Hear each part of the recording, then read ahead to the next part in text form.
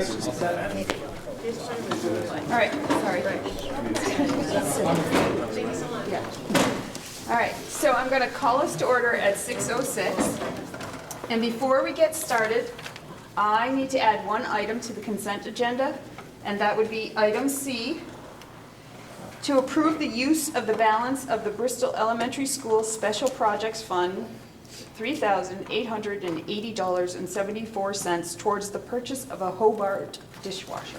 That's what the added item will read. So that will be included in the consent agenda. For Bristol. For Bristol. Thanks for clarifying, I wanted to know. All right. All right, Chris is going to be our minute taker. Is there any public comment at this time? I would like to know where the funds are going for special education.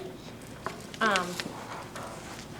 don't see it in the Bristol Town report. That doesn't, I was just told that I need to look at the education or the school report. Again, I know there's federal funding and state funding, but I don't see it in here for Bristol. My daughter's autistic, and there's no help being provided. I brought her for evaluations 3 times, 3 different places, Boston Children's Hospital, the Stern Center, and then October 3rd, the ABA, or Beacon ABA services in Milford, Mass. I was told by all of them she needs intensive intervention or individual intensive intervention by an autism specialist. And I'm not doing it only for my daughter. I know that would benefit a lot of students. There's a lot of kids out there who need help, and autistic children learn differently. Their minds are different. And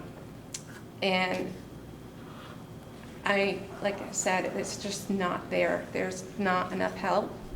And I see off the State of Vermont website, it states so many grants and funding that I don't see where it's being implemented.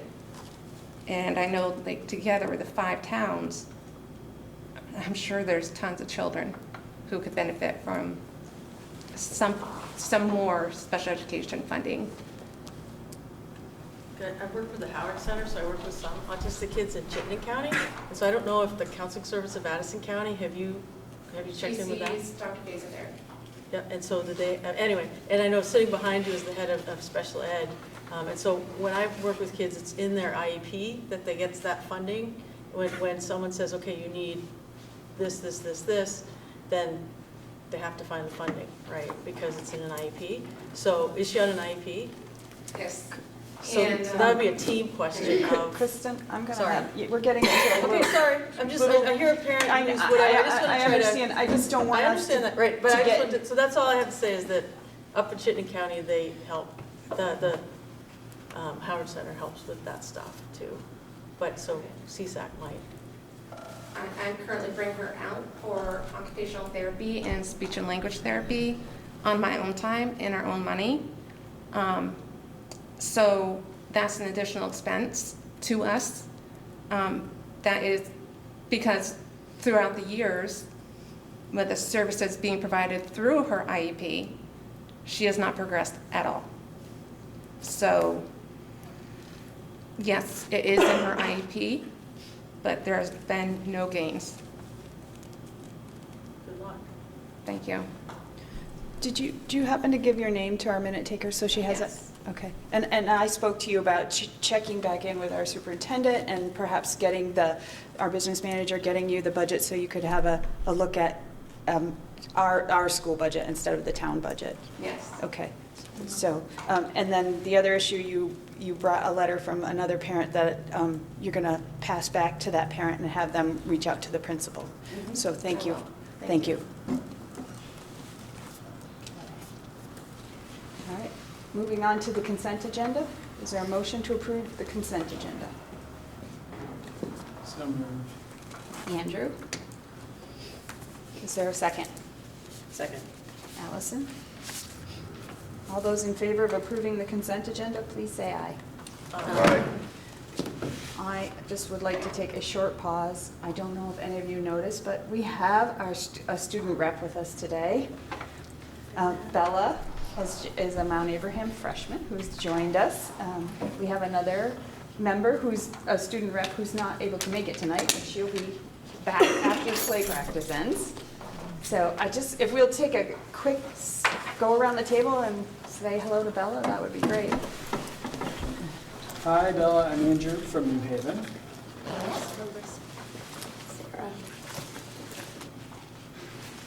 Allison from Bristol. Kristen from Lockport. Where are you from? Bristol. Hi Bella, I know Bella because she's also on the Community Engagement Committee.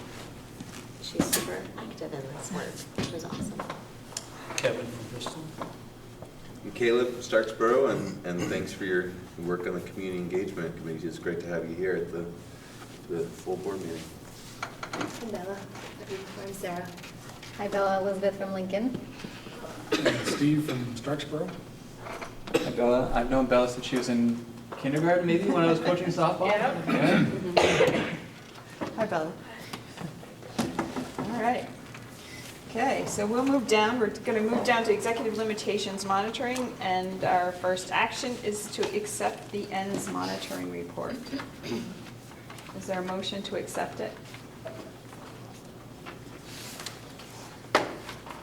Can we move to discuss? You need to move the article and then to discuss it. So Okay. you can choose to vote accordingly after you move it, Okay. but, So I move to accept it. all right. Second. Caleb? All right. Any comments? Did you use your worksheet and add comments or questions? I have a question. Sarah? What are the 6th and 12th grade surveys that are cited as possible evidence for core subjects? And So- they're cited for 2 different forms of evidence. I don't know what those are. Sure. So Katrina's out of town, out of state, actually at a conference, and she's at the ready, so I'm getting her on speaker. And in the meantime, I can talk to you a little bit about that. So those were surveys that we created in recognition as we were thinking about the ends report, thinking about 6th grade as the, okay. Thinking about 6th grade as the end of the elementary experience and 12th grade as the end of really the full experience. So sort of pick those 2 points specifically in thinking about ends. Hi, Katrina. Hi, can you hear me? I can hear you. You're on speakerphone, and it's as loud as it goes. Can everybody hear Katrina on the other side? Yeah. Hi, everybody. Hi, Katrina. Okay, and I apologize, Sean, for the camera maybe not picking that up. So Katrina, we're just diving into the ends monitoring report, and Sarah McLean was asking about the 6th grade survey and the 12th grade survey, and I explained that that's a survey that's been in this report. It's the 2nd or 3rd year that we've given this report with that survey, and that we had created that survey for specifically 6th grade and 12th grade with the idea that those are sort of end points in a way, so they made sense relative to the ends monitoring report. Right. Yep. We've been putting that data in for several years. It's either an opportunity for us to go ask kids, or it's from lists that now the admin assistants keep for us. So I don't know if that specifically. No, so what does the right. survey ask, and who is asked, and how is that data accumulated, and then how is that used in this ends monitoring report? Let me just make sure I'm on the same page. Are you on page 8, the transferable skills? I am just at the very, very beginning of the ends monitoring report, where it talks about, okay, so this is page 3. So it says, we interpret, and it says core subjects, and then possible evidence for core subjects are 6th and 12th grade survey data. That is also noted as possible evidence for transferable skills. And then when I go down through the report, I don't see any graph or mention of the survey itself, or the results of the survey. No, possible evidence. So the only surveying that we've done of kids are what we speak about on page 8, which is asking what they're doing to pursue their personal interests in a committed and sustained way. So from a district level, at grades 6 and 12, we have not designed or implemented a specific survey related to their core subjects. Okay, so when it says possible evidence, that's just purely a possibility, although it's actually not in practice. That's right. Okay. There are some places where, individual classroom teachers certainly survey their kiddos. And we have actually piloted in the past different ways to collect information about experiences related to courses of study or culture and climate in your classroom, that sort of thing. But it's not something that we have as a system right now, district-wide. Okay, and it's something that we're thinking about working on, because I remember at a past meeting, we've talked about the survey and how useful it would be. We actually just talked about it before, just for 12th graders, but I think it's a great idea to have it for 6th graders too. Is there any plan to try to make that part of the evidence that we use in deciding whether or not we're in compliance for ends? That can definitely be something that, if you want that to be something kind of considered, we can talk about it. Okay. Any other questions, comments? Caleb? I was happy to see the disaggregated data on some of the SBAC scores. I know this came up last year. I know sometimes disaggregation of data is tricky to do for different reasons. And I'm just wondering if the type, if we're on a trajectory to have more of that, just because I think it is important data to have, to the extent we can have it without it becoming identifying within a small district or a small school. And I guess I'm just interested in what you think are we kind of should expect to see more granularity in the future, to have more measures of aggregation with the SBAC data, or maybe to even see a similar level of disaggregation that you've got with the SBAC data this year across other ends, essentially, so not just on testing data, but also on measures of equity and things like that. So it's kind of an open-ended question, but I know that's been a recurring theme. I'm happy to see some of it here, and I'm just kind of wondering, is this about it? Is this about as far as we can go with disaggregation? Or are we expecting to kind of see continued improvement there? Or I think it's, Katrina, I can get started, and feel free to add. It's definitely something I think we need to keep an eye toward, but as you mentioned, it's tricky in a small district, and in particular, a lot of what we targeted here outside of SBAC are pretty specific to 6th grade and 12th grade. Which there was some intentionality in choosing as sort of endpoints relative to an ends monitoring report. But that does narrow our 13 possible grades down to 2, which creates some problems in terms of being able to disaggregate and not have the disaggregated data become identifiable. Right, so in any one grade, there may only be, 12 or 15 students on an IEP. So if we're going to disaggregate in that one grade for students on IEPs, it becomes pretty identifiable pretty quickly. So we would need to change some of the reporting and expand on the grades in which we report for some of those other measures, A. B, a lot of the other measures you'll notice are screening tools. Philosophically, I'm not sure it makes sense to disaggregate results from screeners. They're not necessarily pinpointed to identifying student levels of proficiency. It's a way to sort of do a broad sweep to see who's where in terms of what their relative needs are, so that for students that fall below a cut score, we investigate further. So because of the use of a screening tool, disaggregating may or may not really make as much sense. Having said that, the data we report out on is going to evolve as we continue our work on the strategic plan.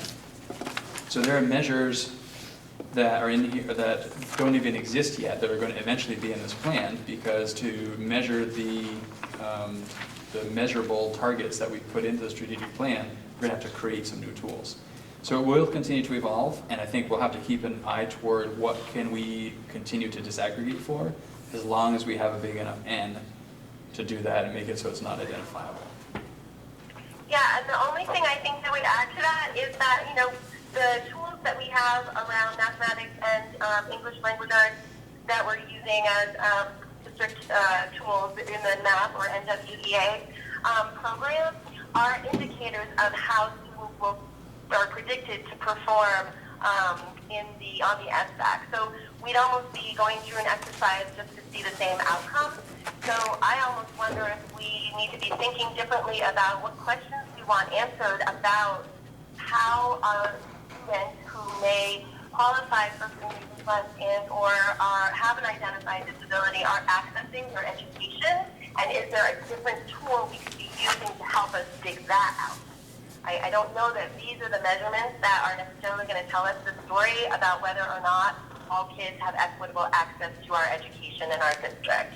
So I've been playing around with that a lot. In fact, this conference that I'm at right now, I just walked out of an equity and inclusion workshop where they're giving some ideas of nationwide tools that are out there to look at equity audits. And I'm thinking that that's really more the direction we want to start thinking about as a district to really tease out how equitable are our practices, more than how are kids performing on every single assessment that we give in different subgroups. So I think that might be something. It's really hard to do this and not see eye contact or any nods. Anybody nodding or shaking their head? I'm nodding. Yeah, thank you, Katrina.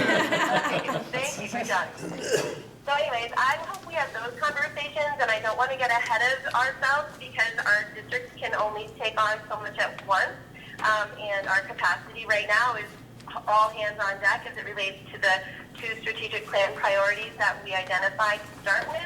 But I really feel like, and I don't want to get ahead of myself, but I feel like equity is something that we could be thinking about layering in with those objectives in some way as soon as we sort of get off and running here. So that's what's been going on in my mind around the equity question, and how we can actually look at some meaningful data that we can trust and can really tell us the story it needs to tell so we can set goals and move forward. Krista. The equity and access to education piece is really interesting, but I think also the progress toward goals is important in that, for some students, their results on an SBAC exam may not demonstrate their progress that they're making at whatever level they're capable of making progress. And I don't know how we capture that, but I don't know if that's the same thing as access to instruction, or if one assumes the other, but and to our visitor's point, and to something we asked about last year was sort of having some evidence of how our students in student support services or special education are progressing. Right now, this assessment may not really adequately tell that tale. And if we're limiting ourselves to just 6th grade and 12th grade, that seems really problematic if that means we can never ask that question because it's too disaggregated. And I think it would be a shame if we didn't ask that question. So how effective are the services we're providing? Maybe that is still an equity or access to instruction question. But I think that's an important one. I think it's something we asked about in the fall, and it's not here. So I don't know if you guys have thought about that, Patrick, or how to address that. It's interesting because I completely appreciate the point you're making about there's more to a student's sort of progression toward proficiency than where they land on SBAC. And I wonder, are we doing a disservice to students if we accept that they're progressing, even though they're not closing the gap between where they are and where we would expect them to be? And so there's a philosophical sort of piece there. If a student's making progress, but they're progressing at a rate of less than a year's growth in a year's time, they're progressing, but I'm not happy with that, because if they're behind their peers in terms of where they ought to be, in terms of what they know and can do, and they're growing at a rate less than a year's growth in a year's time, that gap between where they are and where we want them to be is going to only continue to grow. So they're progressing, great, we can measure that, but they're not progressing at a rate that I think we owe it to them to help them progress at. Well, So- I also think we're also just we're dancing around means and ends again, I think, right? I mean, internally, we're looking at, progress in a million different ways. Teachers are looking at progress all the time. Special educators and interventionists use progress monitoring tools. Mm-hmm. There's a lot that goes on behind the scenes, working directly with kids, that isn't an end report, right? So it's not a summative. Their progress, their formative work, their day-to-day isn't something that are being held accountable to in terms of what the state is looking at and how we're being identified as a district, and what our final outcomes for what we're sending out into the world look like. So I feel like there is a difference between means and ends. That said, it is an interesting data scrub to do to really see how do kids do, how many kids do we exit from IEPs, 504, DSTs. That's an interesting data to collect. I just don't know that it fits in a summative report. And you make a great point, I think, Katrina, in that I would argue, and you have a longer history here than I do, Katrina, I would argue we collect more progress monitoring data now than we ever have in our school district, because of the work that's been happening around progress monitoring in special education, and now with our trained interventionists working with students and the progress monitoring that they're doing, we have progress monitoring data for students that struggle, IEP or no IEP. If they're with an interventionist or they're with a special educator, we're collecting that data. And that's it's not so much to change a student as it is for us to be reflective about our practice and the impact our practice is having on the student's growth. So that we can, if we're in an intervention and the student's not progressing at the rate that we would expect them to, we need to change something that we're doing to help that student progress at a greater rate, to try and close the gap between where they are and where we're trying to get them relative to the standard. Right, so so how do we as a board have fidelity around that work?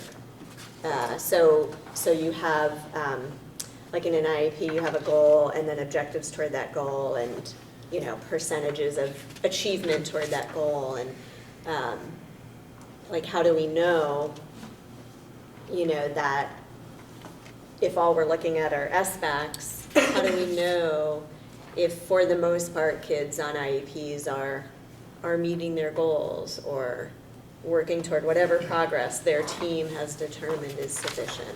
Mm-hmm. It seems like it's should be part of the picture of how we gauge the work that's being done, or our role to sort of say, yeah, they've got a good plan in place for meeting the needs of all of our learners in whatever ways are set out for them. Yeah. Can I speak to that? Not at this time. There'll be another comment time, but I want to get us through. I know. I'm sorry. I can, but I have to let them finish their work first, and then. Thank you. Yeah, I think for me, this is where it comes back to the philosophy. The place that I want you to be able to see the impact of the work we're doing to help students progress and meet their needs is in the scores that you see in the SENS monitoring report, that we're seeing more than 12% or 5% or whatever, I forget the percentage of the students in IEPs meeting the standards. Because the idea is, for students in IEPs, the goal is to sort of wrap services around that student, whatever those services may need to be, so that they can progress toward the standard, right? So the idea is all students who struggle, IEP, 504, EST, or none of the above but still struggle and are working with an interventionist, the goal is students meeting the standard, and that standard doesn't move. Kids progress at different rates, they need different levels of support to get there, and we don't get there for every student, but ultimately that's sort of the philosophical approach we have to take to supporting students who struggle however they may struggle. So therefore, things like SBAC and other assessments that we administer every student ought to be the barometer for how well are we helping students overcome their challenges to meet the standards. Does anyone else have any comments? Krista? I just know that some schools for 11th graders are now using the PSAT as the data point, and they're paying for it for all students. That seems Yep. like an equity thing, $16 to take it. Yep. And I know that then you don't get the data the SBACs give you of exactly where they're at in certain areas, the analysis part. But from an equity perspective, it seems like allowing all the students to take the PSAT and get a taste of that, and then maybe some that wouldn't have taken it on their own might decide to then take the SAT or something. It just seems like an equity issue. I know MMU is doing that now. They're not giving the 11th graders the SBAC. They're paying for everyone to take the PSAT. So I just was wondering, just wanted to put that out there. I didn't know. And I think that 11th grade SBAC has moved to 9th grade now, so there isn't even an SBAC for 11th grade Oh, going wow. forward. So this Yeah. could be sort of an upper level assessment. I think it's A lot of schools are doing that. It's intriguing, and there's some validity to that, and I think it's something that is worth exploring, because I know other schools are doing it, and there are a lot of potential benefits to doing that.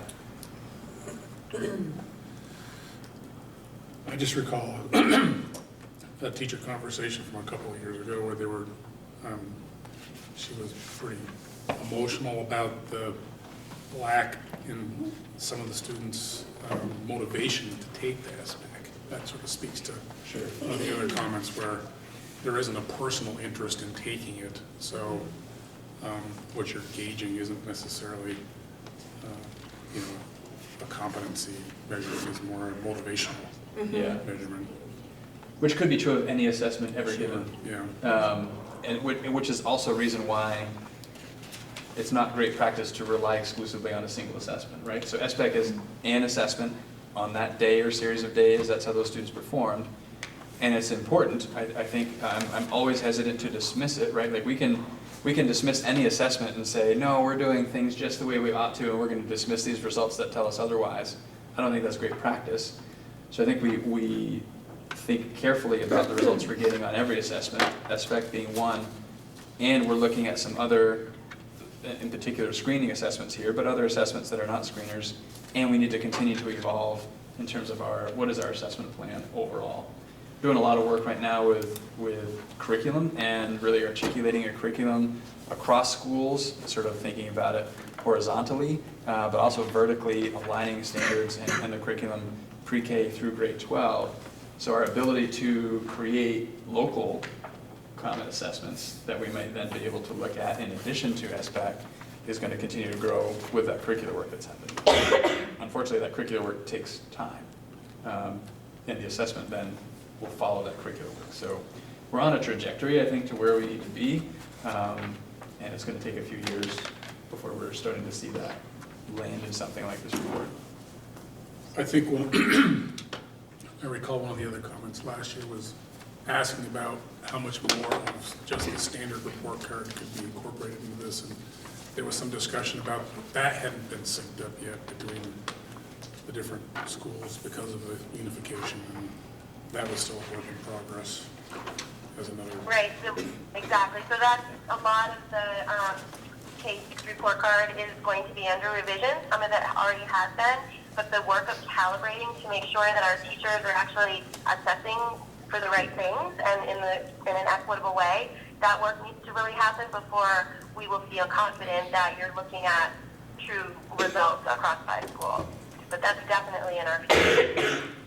Right, so a teacher in one school on that report card scoring a student a 3 on a particular standard, and a teacher in a different school scoring a different student on that same standard marking a 3, may be very different things because the calibration hasn't happened.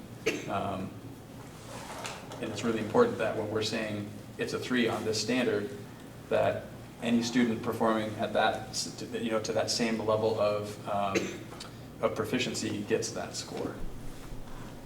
And that again takes time. And that's part of the work. So we have a lot of early release days, and they're all really focused on professional development, a lot of it having to do with curricular work, and that's going to be where we can have that time to provide that training and to do that calibration so that we can be more consistent in our stuff, so that everyone knows what a 3 means and it doesn't matter which school or district you have. Krista? did you want to? Yeah, I guess I just would, going back to what I was asking about before, I understand what you're saying, that our goal is for proficiency for all learners, but I think that there may be some learners, I know of some, for whom they will not maybe ever become proficient on this assessment, but they are still growing and making progress. And that's how I would gauge their services and the success of those and the education they're receiving. And so I'm just wondering where we capture that and how we know. Yeah. Yeah. It's It's about. is it best practice that the only way we really gauge academic proficiency or progress is through these measures, or are there other ways we could add in that capture those learners? Yeah, it's tricky. In some ways, this comes back to, and you can attest to this, Krista, the number of hours we spent talking about what percent should we be setting as goals in the strategic plan. Mm-hmm. And we landed on 100% everywhere in the strategic plan. And that's sort of the philosophy that's a little bit at play here when we're talking about. As I think about what you're saying, the most important place for the progress a student's making that might not be meeting the standard but is progressing, an important place for that to be known and recognized and celebrated is with that student and their family, specifically around what's going on there, and how to capture that for every student and the range of places they're in and the range of needs they have, and what would be considered acceptable progress. It's different for every single student. It's different what we might consider acceptable given their particular circumstances. And the range of needs that students have, there isn't a short of a student who's behind making more than a year's worth of growth in a year's time. That concept to me is the only thing that would feel acceptable. And what that looks like for each student is different. So it's hard for me to wrap my head around how do we capture all of that in one table or graph to communicate to the board that the students are progressing. And that just reminds me that for years we've said it would be great if we could somehow capture data and analyze it for kids after they graduate. And that then, well, how does this all end up, right? But it's really hard, I know, and we've always, it's just more anecdotal. But then you might see how those kids do when they're 20, 22, 25, and it might be absolutely amazing because it's a different kind of skills that they're using than how to take a dot test or whatever. Or now it's on computer, sorry. But anyway. Well, I think that, and part of it for me too is there are places in the country that have a great deal more sort of adversity than we have. If we think about the challenges, schools that have 90% or higher students that qualify for free reduced lunch. Schools that have 90% or higher of their students that speak English as a second language. So, and the list goes on in terms of sort of the challenges that communities face in parts of this country where much higher percentages of those students under those circumstances are meeting the standards. How different are the standards? That's a whole different conversation. But that to me says there's a possibility for a system that's really well designed and well run to be able to overcome any challenges that students may bring with them into that system. And that has to be our goal.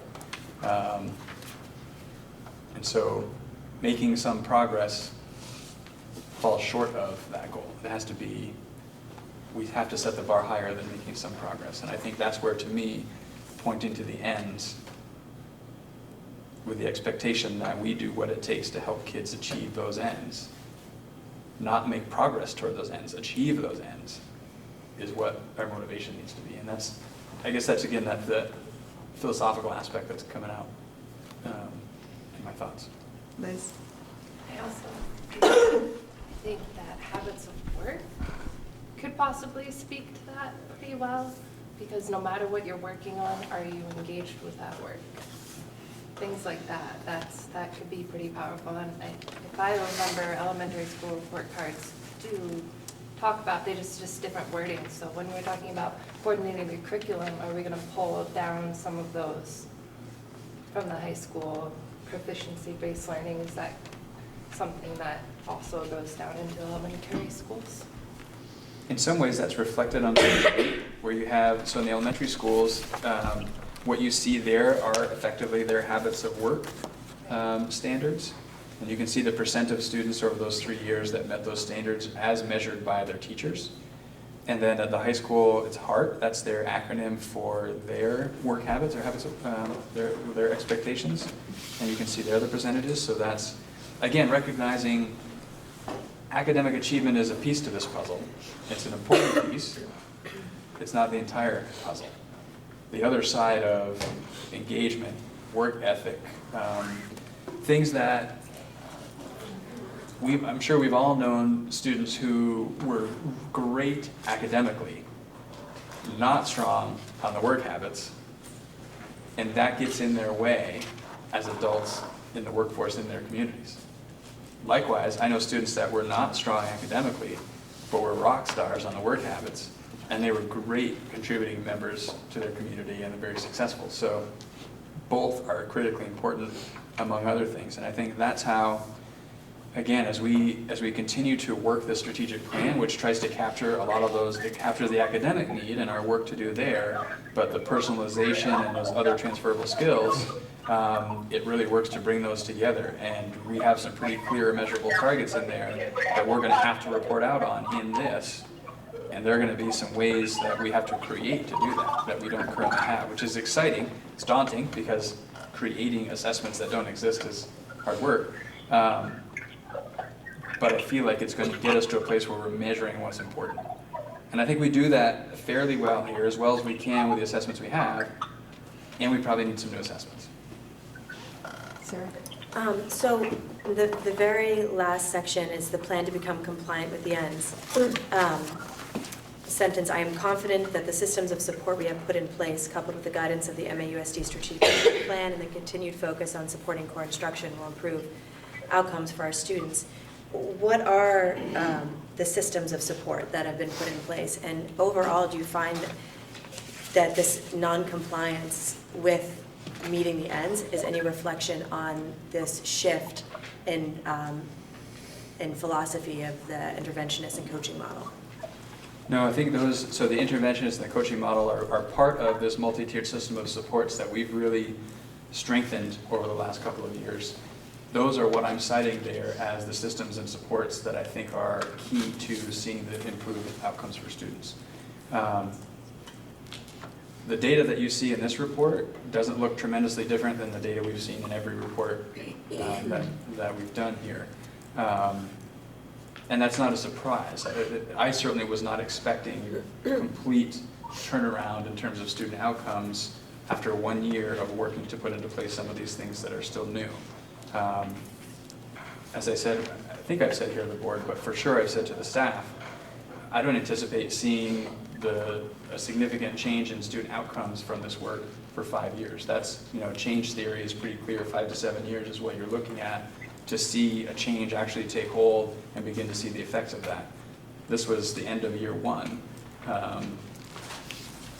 So it doesn't surprise me that we're not seeing those, but I do believe that the work we've done to create those systems, which everything we've done is perfectly aligned to what was proposed or recommended in the DMG report, which was a cornerstone to the work to the creation of Act 173, which is designed to help improve outcomes for struggling learners. So that only sort of bolsters my thinking that we're absolutely on the right track and we're ahead of the curve in many ways relative to what all districts are going to be required to do pretty soon. So just to add to the systems of I think when we say that phrase, we think in reaction to students not achieving. There has been, continues to be, and will continue to be a huge effort on the part of building this curriculum that we spoke to earlier, so that there's more of an opportunity for kids to feel success in first instruction. So that we're really helping teachers to identify the essential performance indicators and student learning targets at K-6, work that 712 has already been doing for quite some time and already is assessing. I think once this vertical aligned curriculum piece is in place, we're going to be talking much more about the attainment of standards and proficiencies in the classroom and much less about who else needs extra help. So I'm really excited about that shift in our conversation that has started this year due to the strategic plan priority. Kevin? I found a lot of the data confusing. Excuse me. It seems that we're using a grade level as a constant across the bottom of the graph, which students go every year it's a different grade. So it's hard, so that the bars go up and down to me a lot. And then my first impression is, wow, how can people change that much in a year? But it's not, if I understand this right, it's not really, it's a totally different class that may have a totally different set of challenges. And so to follow that particular grade, you almost have to go down across the chart or something to see where they're improving or staying the same or falling back with regards to their progression through the system. Yep. And there are two ways to look at that. So you can follow a cohort and see what's happening with that cohort and what's their trajectory look like as they move through the system. There's a lot you can gain from looking at it that way. From a systems perspective, kind of coming back to our earlier conversation, in a really strong system, kids are going to come in with different needs. But in a system that can respond to those needs and meet those needs, we should be able to maintain a high and consistent level of students meeting the proficiencies, which is more that look that this would give you, right? So you're following a grade across, which is a different cohort every year. But in a strong system, we'd see 70, 80, 90% proficiency, even though they're different cohorts. The noise would disappear.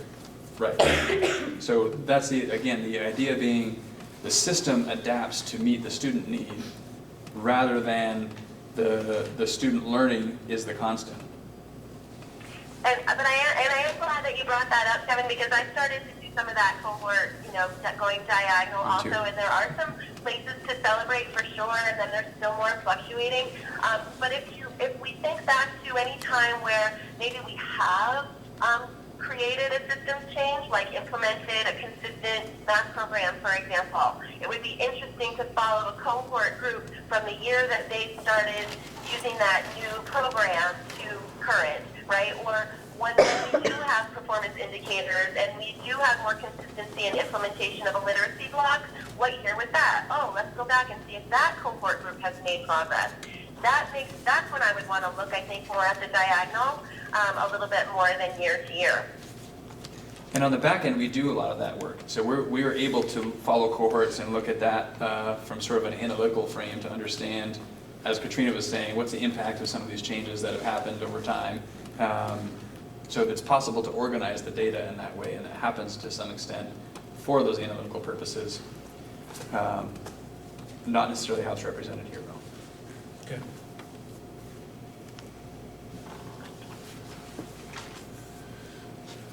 Simple question. Through softball.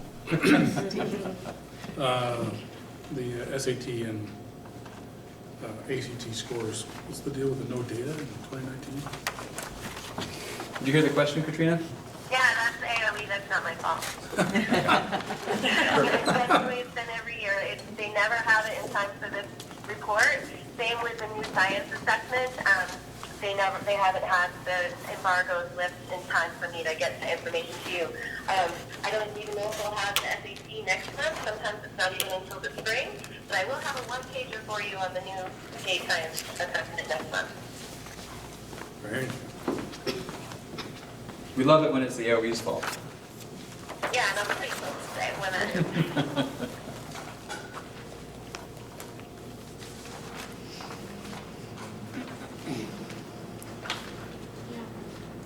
anyone who hasn't said anything have any questions or comments?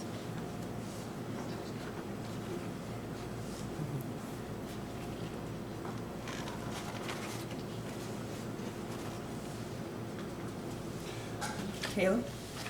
Well, I guess, in the summary, we have 2 instances of non-compliance and 1 instance of sort of saying compliance, but don't hold your breath, right? So, I think that given that, the final paragraph on our plan to become compliant is pretty brief. And I'm not sure I understand that it's referring to a plan that is not brief and is more comprehensive, but I guess I'm a little concerned that the summary of this document is largely negative in terms of compliance, and that, then it kind of ends pretty abruptly after that.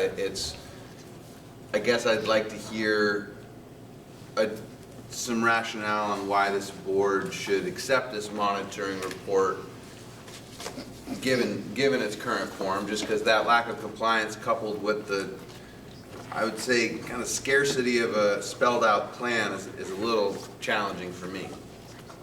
So is it just that we should be saying, well, the plan to become compliant is the strategic plan? I've heard you say that. I know we're at the end of year 1 and the change can take 5 to 7 years.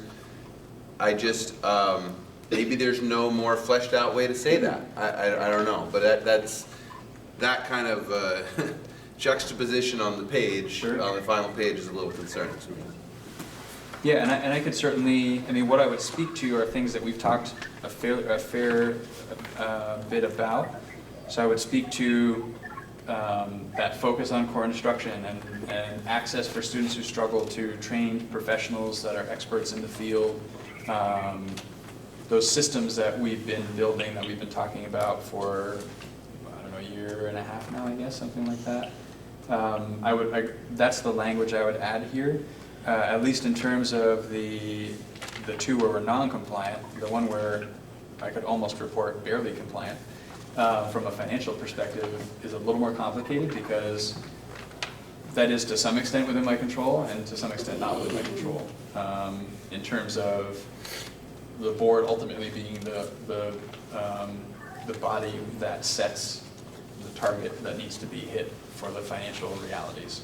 And then perhaps even extend that beyond to possible action community may need to take to be able to bring the cost of education into check, if that's something that's important. So that would be a tougher one for me to speak more to about my plan for making the cost more affordable. Luckily it passed, so I don't have to do that. But Krista? Do you anticipate incremental gains to bring us to compliance at this time next year that we could see, even if we don't see significant gains? Yeah, I think Because that, 5 to 7 years is a long time to Sure. wait. Yeah, I think that's fair to say we should be seeing some incremental. Hard to know, what does that sort of growth curve look like? Is it slow here and then really shoots up at the end? So it's hard to know what we might consider acceptable growth, say in year 2 or in year 3, but I completely agree it shouldn't go from exactly what it is now to where we want it to be in the difference of, in the span of a single year. Yeah, I guess that's my thinking on that. And it's hard, this is, without question, this is the hardest report for me in terms of saying I either am or am not compliant. I could envision never reporting compliance. Because where is there? When do we get to say we are there? We're not seeking to improve more. And you set your targets at 100%. Right. So it's tricky, because I feel like we can be doing the right work, doing the right things, and seeing progress and seeing things going in the direction we want. And always, no matter what I report, always in my gut, there's going to be a piece of me that thinks I ought to report non-compliance because we can and need to do better. Kristen, did you have your hand up? Me? Yes. Yeah, I did. These numbers aren't, the school isn't the only variable in these numbers, so we can only control so much. I say that every year. And this is sort of the 9th year I've paid attention to this, and pretty much these numbers look the same as they did 9 years ago. So just putting that out there. And that's through 3 superintendents and all sorts of educational initiatives and stuff. So again, school is not the only variable in outcomes, and it looks pretty much the same as it did 9 years ago through 3 superintendents and lots of initiatives, so. I should add too that I also fully recognize every time I report noncompliance, I know the board monitors the superintendent specifically by compliance to ends, or not ends, but compliance to ends and executive limitations. So every monitoring report where I say noncompliance, in a way, offers you something to say, you're not achieving what we want you to achieve, and maybe you're not the guy for the job. But I have to do what I believe is ethically right and share with you my thinking behind it and help you to understand what motivates me in reporting noncompliance and how I think we need to keep moving the organization forward. So I definitely don't take it lightly when I do so. But no disrespect to all the other policies, this is the one that matters. Caleb? Well, just to follow up on what Steve said about it, in the case of these policies, since the aspirations are high, right? We want to get to 100%. I guess it makes it hard because these are such core ends policies, right? They are like the core ends. But if that's true, that it's easy to see how we might never report compliance, you might never report compliance, then it almost seems that they're not serving us very well, in the sense that, to Krista's point, it's like 5 years is a long time to wait, and that it doesn't seem like it's giving us the incremental, maybe it's not giving you the opportunity to be able to, and I'm not trying to get way off base here, it just seems like that's inherently a problem. If you can kind of see never reporting compliance, and for us, like, reporting non-compliance is kind of a ding, and that's kind of just baked into the way these ends are written, that may be something to revisit. So I'll leave my comment there, but that does seem like an inherent problem. Yeah. It is a problem, and that's why I think it's so incredibly important that we now have a strategic plan, and that the objectives that have been identified are ones that are directly related to curriculum instruction and assessment. So I think what's different from 9 years ago is that we're a consolidated district, and we have an opportunity now to take that bull by the horns and make some significant change in those areas. And then we'll be looking at some very different measures that I think will get more at what we're looking for our kids. Yeah, it's interesting because I could, on the one hand, from a student outcomes perspective, I feel like I could almost always report noncompliance. And on the other hand, from a sort of inputs, and I could talk all day about all the things that we're doing that I think are getting us where we need to be, even though we're not seeing it in student outcomes yet. And on the basis of those, I could report compliance. This isn't about the inputs. This is really more about the outputs. And there's no way to sugarcoat that the outputs are not. I don't think anyone would look at these outcomes and say, we'd be fine if this is what we maintain forever. Yeah, I think disaggregating the data by the two things that you do on page 5 is pretty telling. If we didn't have students who struggled with disabilities or with economic issues, maybe we would all be jumping up and down for joy with the numbers that are left, but those seem to be the things that we struggle the most with. And I'm assuming somewhere in the strategic plan where that's a focus. the numbers. Because if we could say, you know, if you're looking at the high side of the bar here all the way down, that's pretty good performance. And that's, of course, just relying on the SBAC, that's not looking at everything. On the other hand, one thing that disturbed me was looking at page 8. The art scores, responsible and timely. That's not a good measure for really across the board. And that's not necessarily curriculum based thing. It's, you know, it's a Transferable skills. right.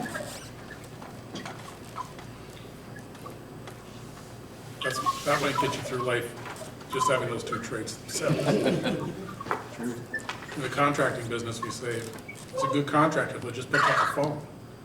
You know, if you'll be on time, if you'll be responsible, Yeah. you're good to go. Yeah.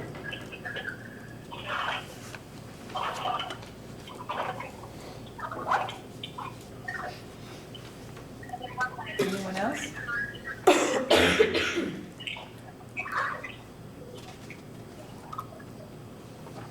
Should we let Katrina get back to her other conference? I lost you a little bit. I have to move my stuff out of the room. I have a couple minutes.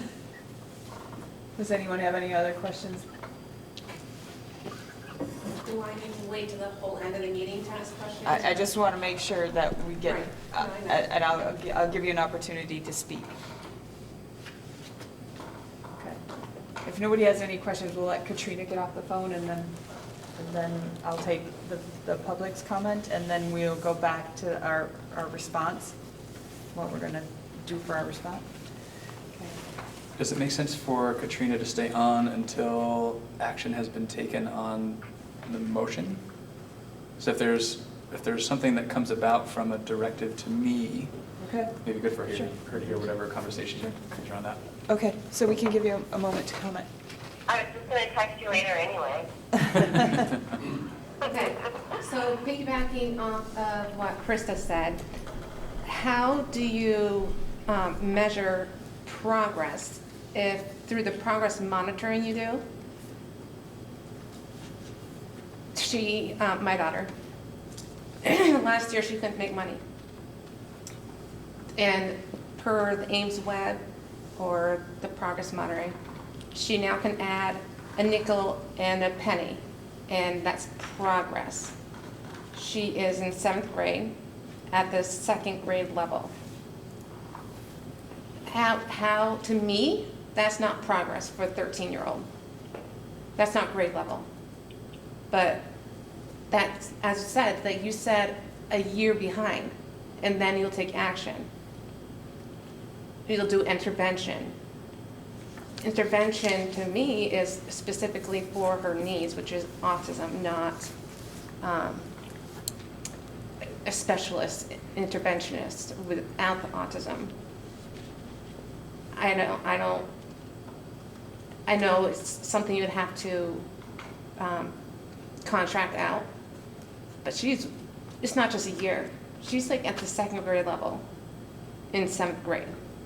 Still learning to make money, still learning to add between 1 and 10, subtracting, not even close. She doesn't even know what that symbol is. So I feel like there's a huge lack in special education, and I know she's not the only student like this, and the progress monitoring that is spoken so highly of, it's great for the typical student, but for a child with a disability, I'm just wondering how, for you, what you feel is progress. How much does a child need to do to consider it progress? Because in my daughter's IEPs, it is considered progress when she can add a nickel and a penny.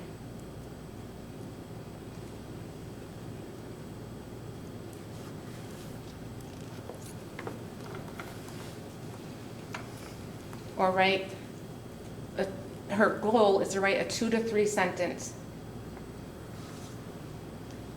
That's a goal. That's not including capitalization and punctuation in 7th grade. I would like to address that, that's all.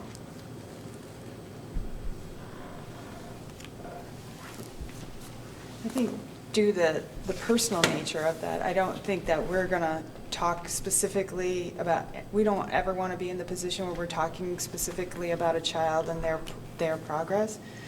I think that when when a student is on an IEP, that really is a personal, that's something that happens between the parents or the guardians and the teachers that work with the student.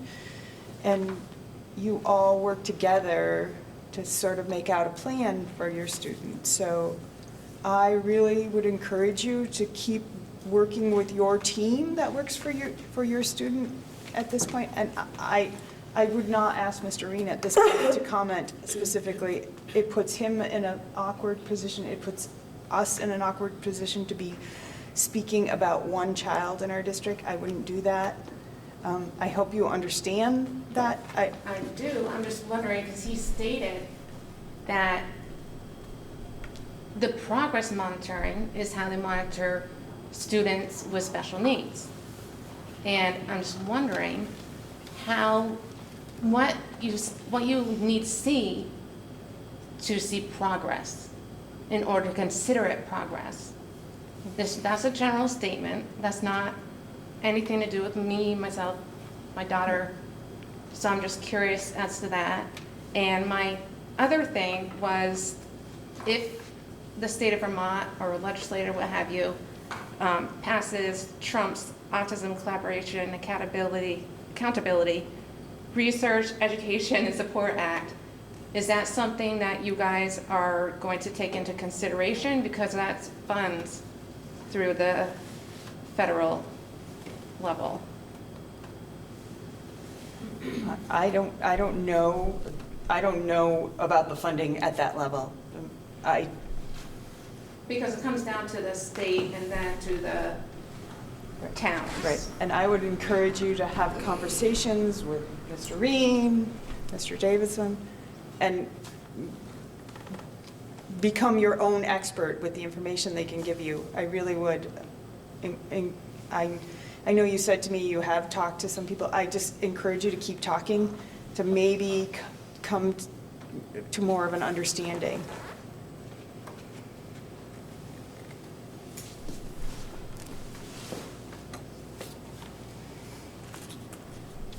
Thank you.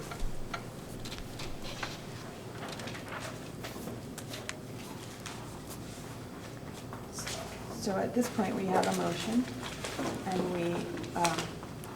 in order to get to that motion, I just need to work us through the official board response. So typically, I record your comments. There were a lot of comments from individuals. Do you want to go through the comments and sort of decide together whether that is something that you want in the response, or how do you want to handle? We have a list of them that were brought up individually. We didn't poll at the time to see if that was a board thought or an individual thought. So for the response, I want to know how you want to work through it.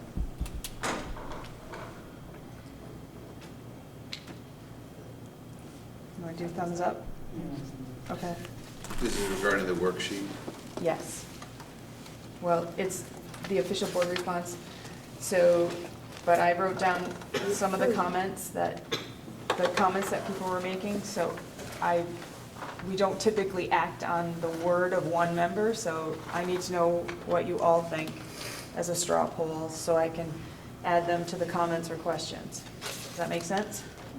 So one of the comments was the 6th and 12th grade surveys would be useful. Do you agree with that? You don't agree with that? I mean, where do you stand? Thumbs up or thumbs down? Do you want that written in the comments? That's what I'm asking.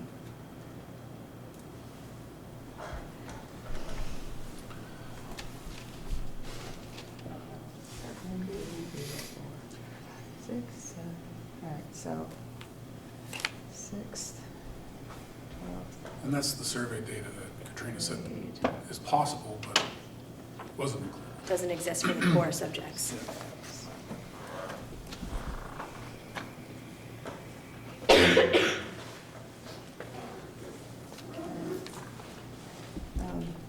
Regarding disaggregated data, more in the future? Is that what your vote is?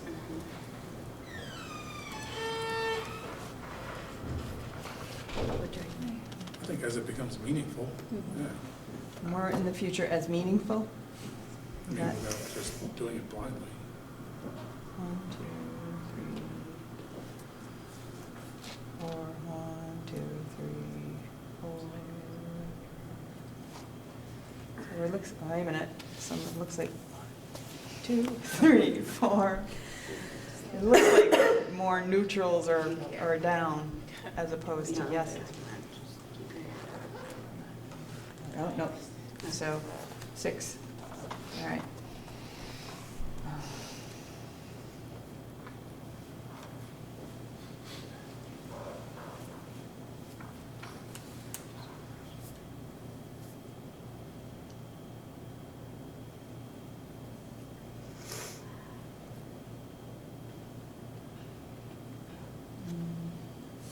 Let's see. There was a comment about possible PSATs for all students. You want that included? In the 11th grade? Well, just, I didn't write a grade, I just wrote for all students as a So comment. PSATs as another outcome measure? And I put it as an equity so that everyone's would be paid for, Or as the equity issue, as equity and, at least for equity, but So that we give it, or that we report on it? Right, present the option of the PSAT for all students, I think is the way Christian's mentioned it. Might be good to know what that's worth first. This would be You a mean the comment cost of it? that Yes, would just the be cost of it. interested to know Yeah. if it's possible to replace SBAC data with PSAT data for 11th graders, is that? no, they don't SBAC have no SBAC longer right is. now, so there's They don't have it at no all. 11. So Right. it would be adding PSAT for 11th graders as a new source of data. And as an issue of equity that all students that would be paid for, that, And so we're asking Patrick to look into the feasibility of, I'm just trying to understand what the comment's asking, if it's asking for like a deliverable or just to explore that idea, or what the cost would be if it was funded as It sounded like you said if it was a feasible thing. Is it feasible to offer that to all students right, that would be the question. as an equity issue? Right. Yeah, and that could be part of the action plan, it's just to have the feasibility and report on it next time, and we'll make a decision firmly one way or the other down the road. Is everybody in agreement with that? Yeah. Can I just ask a process question real quick? I can't see you, but I'm assuming everybody's giving thumbs up for everything. Am I right? No. No. We're doing Okay. thumbs for everything, but there's a mixture of thumbs up and sideways and down. And for the things that are all thumbs up, are these becoming directives, or are these just comments you want in the report that we're going to be looking at? Comments. Because we're going to look at all the comments anyway, right? Yes. I mean, Patrick, we always do. So I'm just wondering, I mean, does it make more sense for us to kind of tease through the comments so you don't have to revisit them all and then come back with thoughts that then you decide if, as a collective, we can move forward? Because some of those things are easy and some of those things are really hard. I'm I seeing was sort some of- nodding. I was sort of seeing the process as trying to sort of legitimize comments of an individual. So rather than take any action or give any real consideration to an exploration and time to an individual's comments, to be clear, what does the board agree are the board's comments relative to this report? Then from that list, you and I need to think about the comments and the impact and feasibility, et cetera, all the ramifications around the comments, which has been what we've been And then, doing. okay, sorry. And then when do the comments become an action we have to take?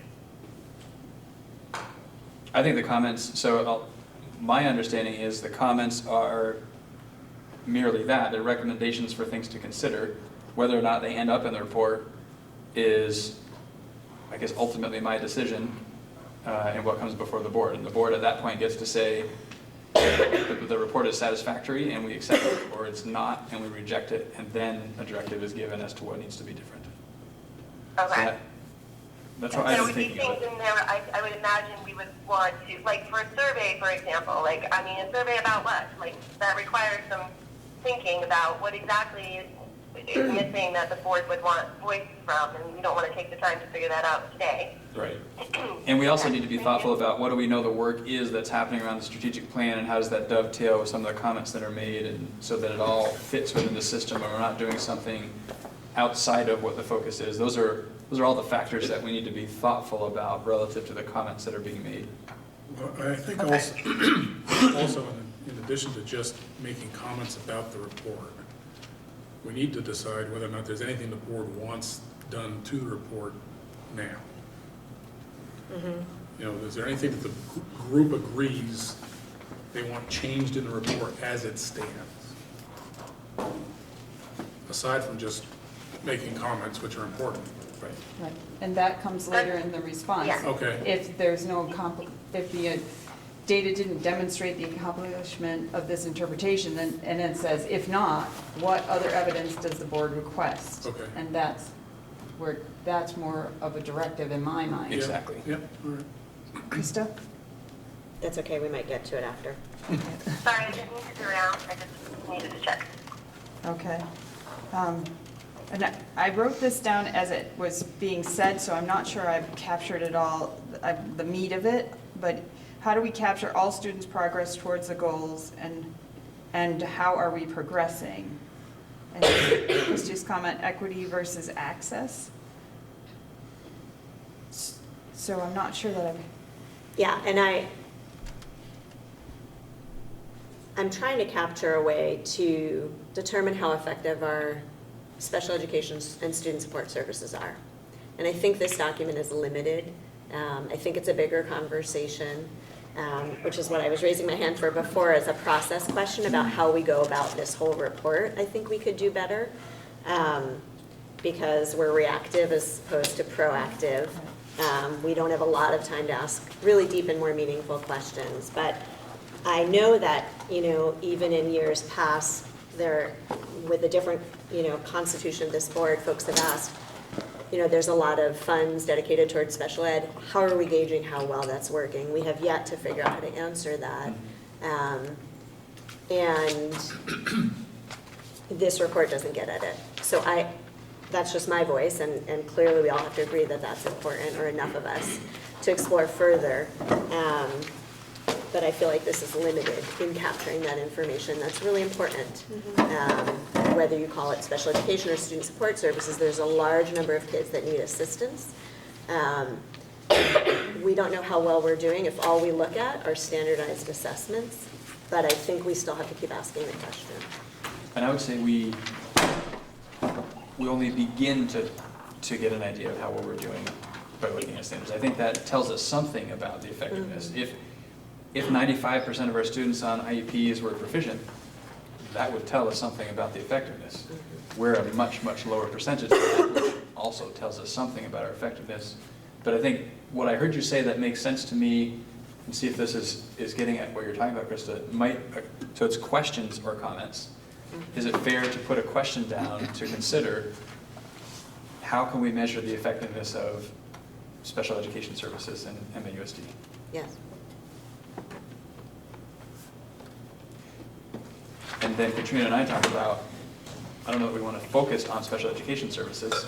How do we measure the effectiveness of our support services in meeting the needs of students who struggle? Inclusive of students in IEPs, but there are other kids that struggle that are not IEPs. Yep. so does that, would that address your concern Yes. in that question? Yes. What, does anybody have a thought about that? Any, I like it. And for clarity, that's not me saying, I already know there's a way and I can't wait to do it. Agreed. It's complicated That's fair. to think that through and see, is there a way? It's a genuine question. I have a million questions about it too, but it does go directly to this multi-tiered system of support, and I would start with how many kids are finding success in first instruction, then go to what is the progress being made for kids who need targeted, then go to intensive intervention, and then special education. I would look at the entire system, but it might take me a while. With my dissertation, maybe. So how can we measure effectiveness of SPED services of MA? Or student support services if that captures that plus other. Yep.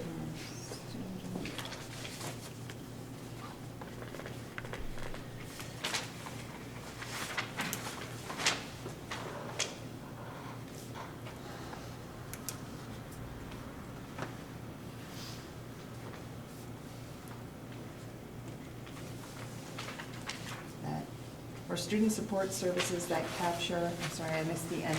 I think it was simply changing SPED SPED, to student oh. support Okay. services. Boy, this one's gonna be hard to read. Okay. Okay. All right.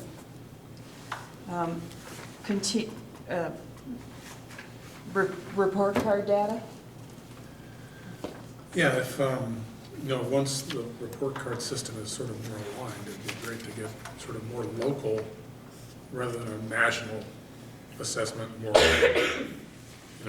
teacher to student, direct data from report cards. If there was some way to query that system once it was more Calibrated. synced and calibrated, yeah. Okay, so what does everybody think about that? Can I offer a different way of thinking about it? Sure. Rather than Yeah. narrow us to the report card, broaden it to something along the lines of how can we utilize local assessment data more so in this report? So report cards are a place where oftentimes a combination of local assessments might show up, but there may be a way outside of or in addition to the report card to show local assessment data. So it would include but expand upon report cards. Does that work for people?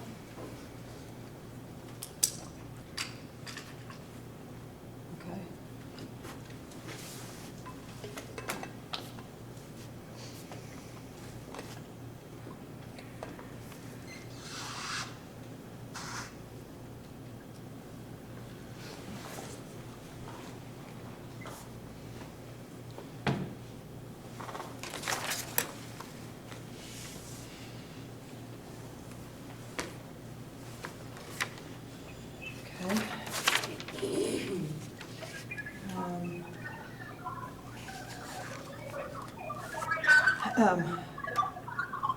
Liz, you made a comment about habits of work. Does anyone else join in that as a comment? What was that specifically? Yeah, what would the comment be? Information around the habits of works of students, I think. The habits of works, and wondering if that was another way to get information about how well students are doing regardless of where they are on the spectrum of their education or what grade level they're on, or IEP or 504, how engaged they are, if they have appropriate behavior, if they're timely, the heart stuff. Well, that's in here. Are you looking for something? Yeah, I was wondering if it was gonna, as we continued, if it was gonna expand down to the younger grades Okay. and not just be a high school Yeah. thing. Well, I think to Steve's point, with the information that's in there around those 6th grade report cards, that is what it looks like for the younger grades, so 6th grade through, I think kindergarten, I think they're the same. And then it's different at the high school. So that it is in there so the system is in this K through 12. It just looks different K6 than it does 7, 12, in terms of those work habits type things. And would that information fall under local assessments in a way? Yeah, those are definitely local assessments. Okay, okay, all right, all right. Caleb, your comment about the plan for compliance being brief, did anyone else share, or would, like that comment to maybe be extended? A little more explanation with that?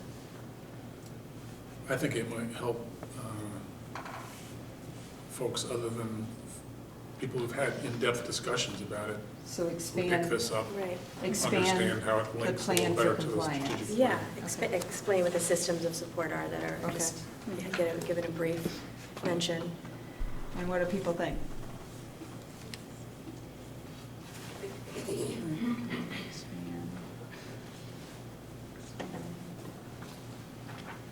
I might put that one under the last category. Right. I wrote it up here, I'll have to draw a big arrow. It can be in both places. I guess it could, yeah. all right. Because the way I'm thinking about this section right now are things to consider in the future. And the next section is going to be talking about, is there something that you're saying, we're not accepting this report until X, Y, or Z is done? Maybe that's where that comes from. All right.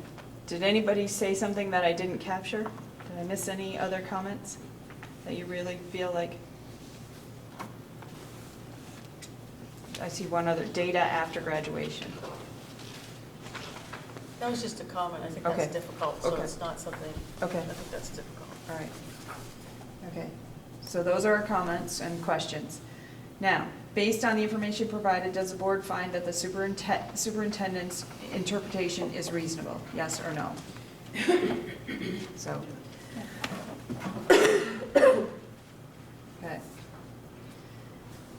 Based on the information provided, does the board find that the data demonstrates accomplishments of this interpretation? Yes or no?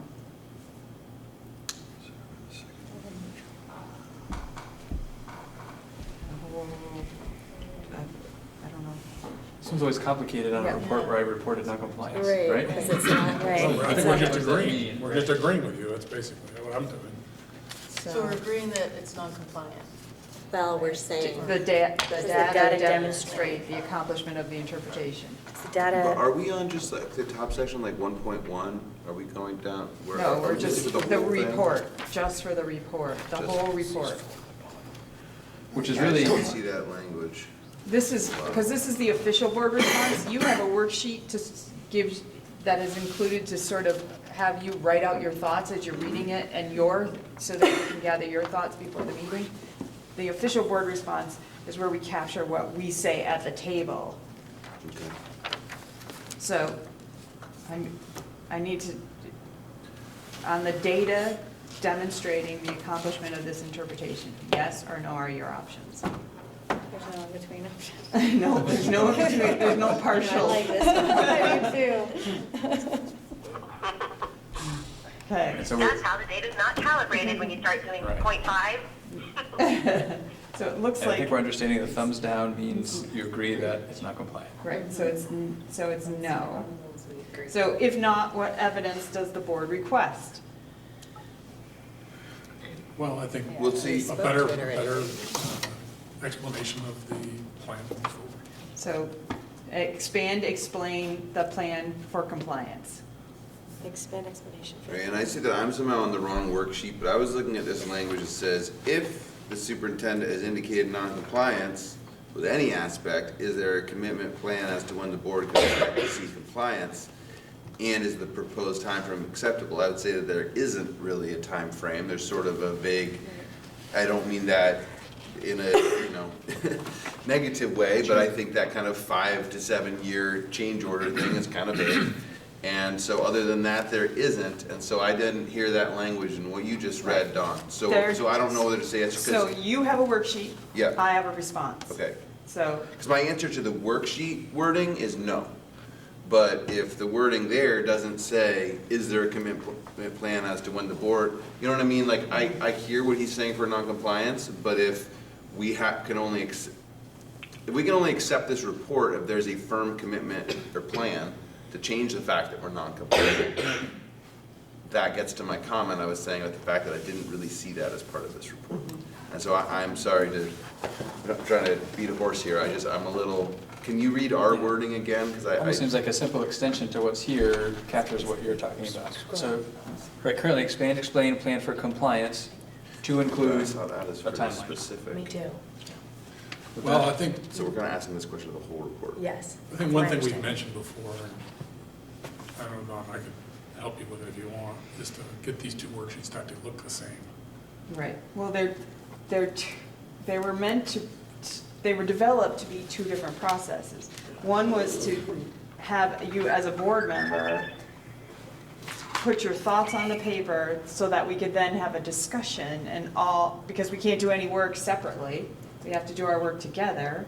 So it was a place, when Val worked with us to develop that, was a way to help frame the conversation. Then to answer these. But I don't see any individual reason why the questions couldn't be the same. Right. Right. I agree with the process. I think that's fine to give us a cue as to what to think about. But if we're gonna frame those responses, they should be framed so you can easily put them down Okay. as responses. Yeah. Well, Formal questions. that may be some of the work, if we can get to the future focus stuff, Yeah. where we can have one uniform. Where do we get a copy of that worksheet that you're working off of? Was that in our agenda? No. Maybe we could just hear that So if you wording go on again. the drive and go under policy governance, there's a blank official board response sitting there. You can see what it looks like. It's on the Google Drive. Or even if you just wanted to send that out in addition to the worksheet, like I said, these Okay. two will go together. And Right. Okay. we'll be answering the question this way, but think about it this way. Okay. Somehow to marry the two, right? Yeah. Marry the thoughts that you're collecting in a way that, So we don't have to rethink them when the Right. question gets Okay. asked. Okay. Ask her to unmute. hey Katrina, Hey, do you mind putting your phone on mute? sorry, I have to move. I just needed to make sure they don't leave without me. That's okay. Okay, that's okay, I'm moving. Until back here. Okay. Sorry. Okay. Yeah, all right, so that's just a more process question. Yeah. So, okay.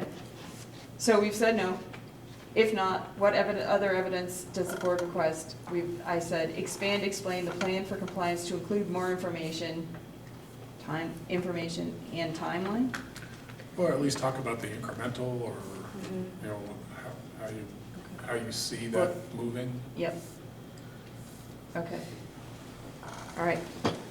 So now, is there anything else you wanted in that section of other evidence?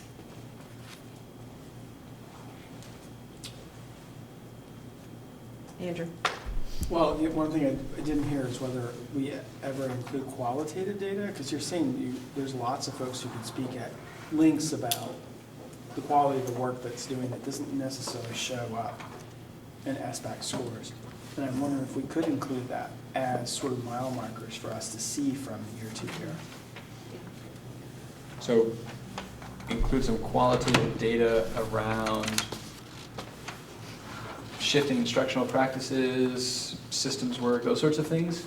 Right, that sort of show us stepping stones into this 5 to 7 year time frame that you're talking about.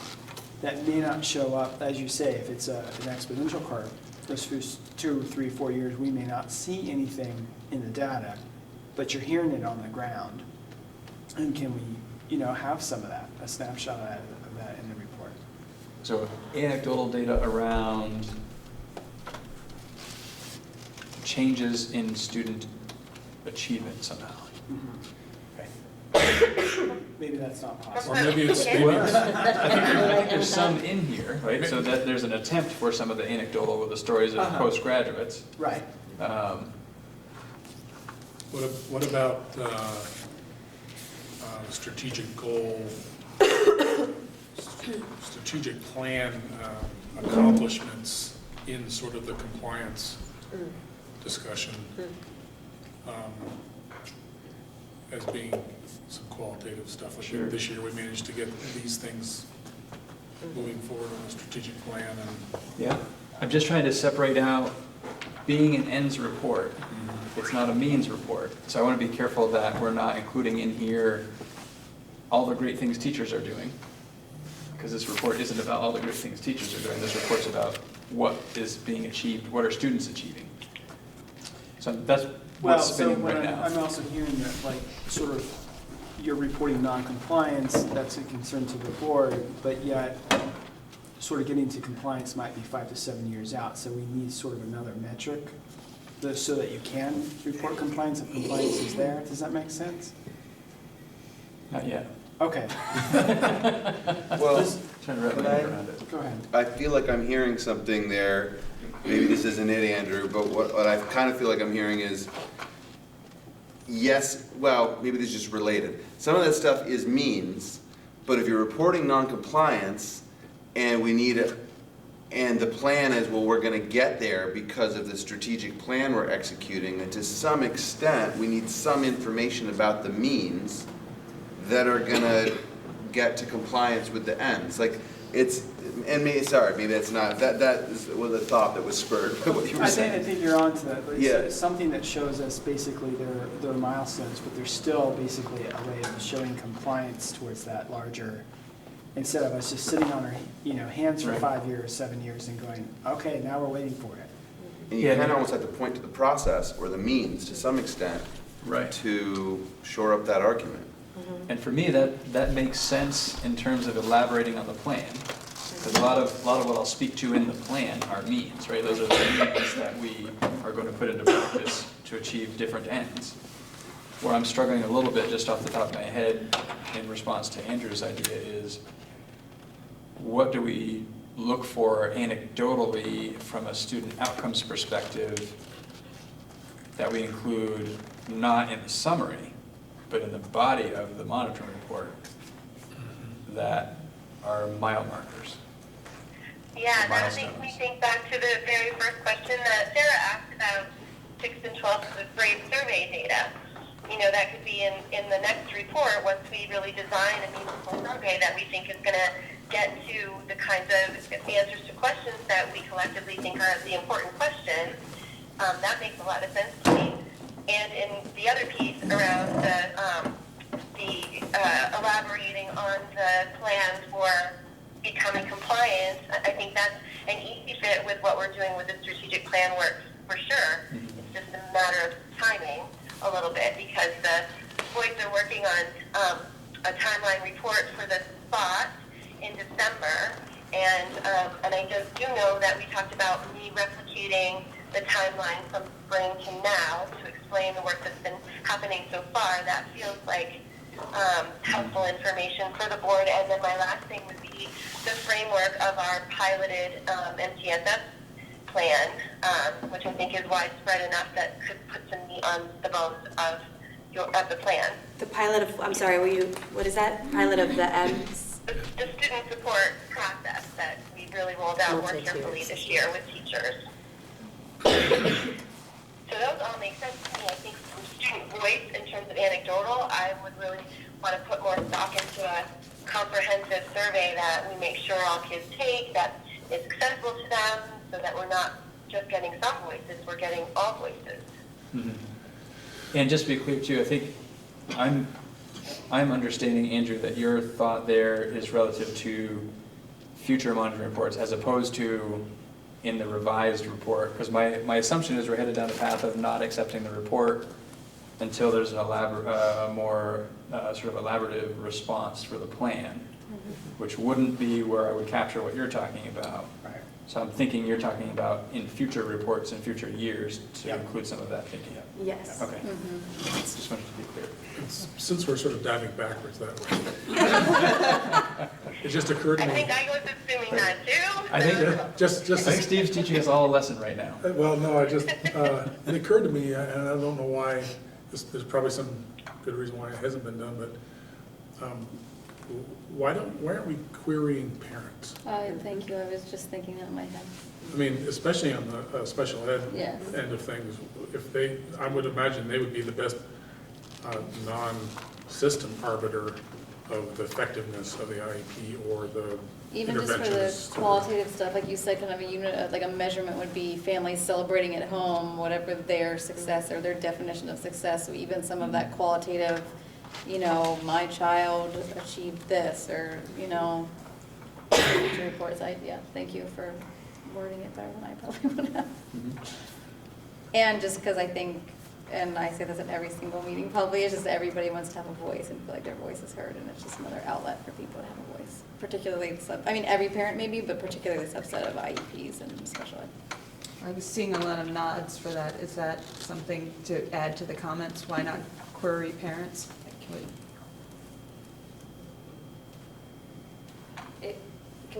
does it have to be in the ends report? Like, can this be another thing? Because I can say that community engagement would like to be able to share out more information about the process, how we're working, why we're doing them, and things like that. So this could be a separate thing, just, yeah. Does that have, like, I mean, that would be a great thing to have either way, in a different, even in a different context, so. Yeah, I just think this might get a little bit to what Krista was talking about in terms of trying to measure, a difficult thing to measure. Because everybody's cases are different in those categories, and maybe overall there might be some general thread that comes from that survey.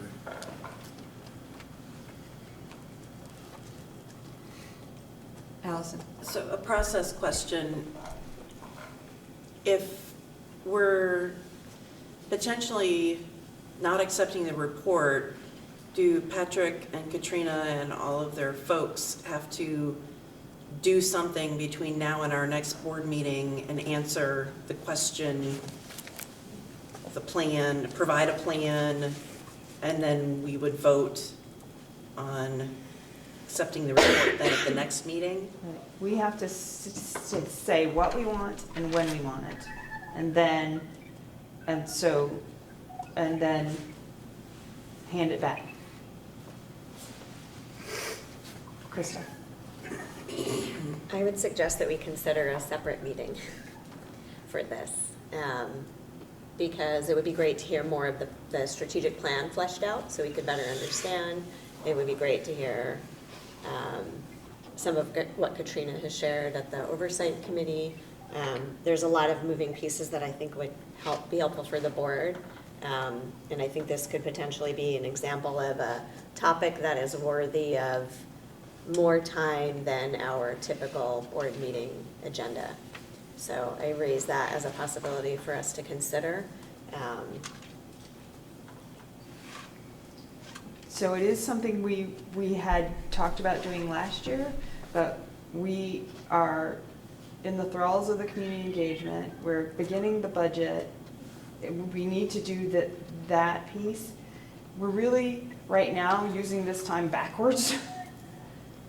We're spending a lot of time talking about what happened when we somehow have to turn our focus to what we want to happen and less of what happened. And it can't happen one or two of us at a time. We gotta all make an effort together to change our focus to the future. And if we're gonna do this, and that's where those discussions and things are gonna happen, where we're going to get to those deeper things. So we can plan another meeting, but we all have to commit to kind of changing our approach a little bit, to start turning to maybe looking down the road instead of behind us. Yeah, I think we'll be able to do that once we have the luxury of time, which we don't have. Right. And so an additional meeting gives us that push to maybe be able to move forward. Okay. In these business meetings, in the direction forward thinking, but it's worthy of our time. Right. Okay. Kevin? So, it sounds like we're going down a rabbit hole here. Yeah. And there's some concern about the conclusions, which we've sort of laid out some of the things that we want to be delineated as a potential path going forward. So I'm not sure, and I understand there's probably a whole lot of different discussions about what we want and what we'd like to see and all that kind of stuff, but I'm not so sure we've wrapped it up from the point of view that we need Patrick and his team to really lay out what their vision is to become part of the corrective action. And, if we have another meeting, we're just going to keep going down the rabbit hole with all these little special surveys and data collection that we want for whatever reason. So the comments are all for them to take into consideration when they do it the next time. That's not an action where we're telling them to do something specific. But what we are saying specifically is to expand that piece on the compliance, that we need more information. So I'm not hearing any other piece to add to that, so then what I would do next is take a vote and see where we are. If the vote is not to accept the monitoring report, then the next motion has to be the directive of what and when, and then we're gonna move on. Krista? Yeah, and I think it's the what and when that concerns me, just thinking about the upcoming budget process and to kind of flesh out what I said about another meeting, and I know I've talked to you about this, Don.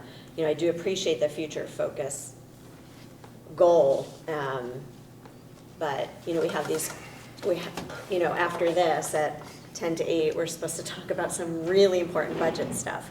But we didn't, you know, on our notes from this time last year, we were going to look at this interpretation ahead of time, which, you know, time gets away from us, and if we had proactive time to have future-focused conversations, Right. you know, I don't want to go back, have another meeting to rehash, Right. but I'd really like to have a time set aside just to figure out how to be better in this monitoring in the future, based on what we've learned right now, and you know, similarly with the budget. You know, there's so many pieces of it that we need to try to understand, that it feels very weighty and important, and hard to accomplish in our current structure. So that's why I'm suggesting we think about this alternative, but this may not be the right place for it. I don't know. Allison? Are you trying to attempt to answer Krista's question, comment at, right now? Because at 10 of 8, the rabbit hole we've gone down, I don't think we're clear on anything at this moment in time. So is it possible to table this, to try and figure out some clarity? Because the conversation is going in so many different directions, and we're looking at different questions, different reports, with the ends and non-compliance and conclusions and thoughts about what people want to see, and I don't want to take any action for fear of presenting a directive to the superintendent and his team when we really are not clear on what we want them to do. So you have to I can't tell you all what to do. You have to tell me what you want to do. Are you all saying you want to table this and break, and Can you read the responses we have so far? so the comments that you all agreed to present were 6th and 12th grade surveys would be useful, disaggregated data as useful in the future, and equity, add the PSAT data for 11th graders if feasible. How can we measure the effectiveness of student support services in MAUSD? How can we utilize local assessment data in the report? Explain, expand, plan for compliance. Then we said the data didn't demonstrate the accomplishment of the interpretation, and the other evidence we requested was to expand, explain the plan for compliance to include more info and a timeline. I think that's pretty straightforward. I call the question. So,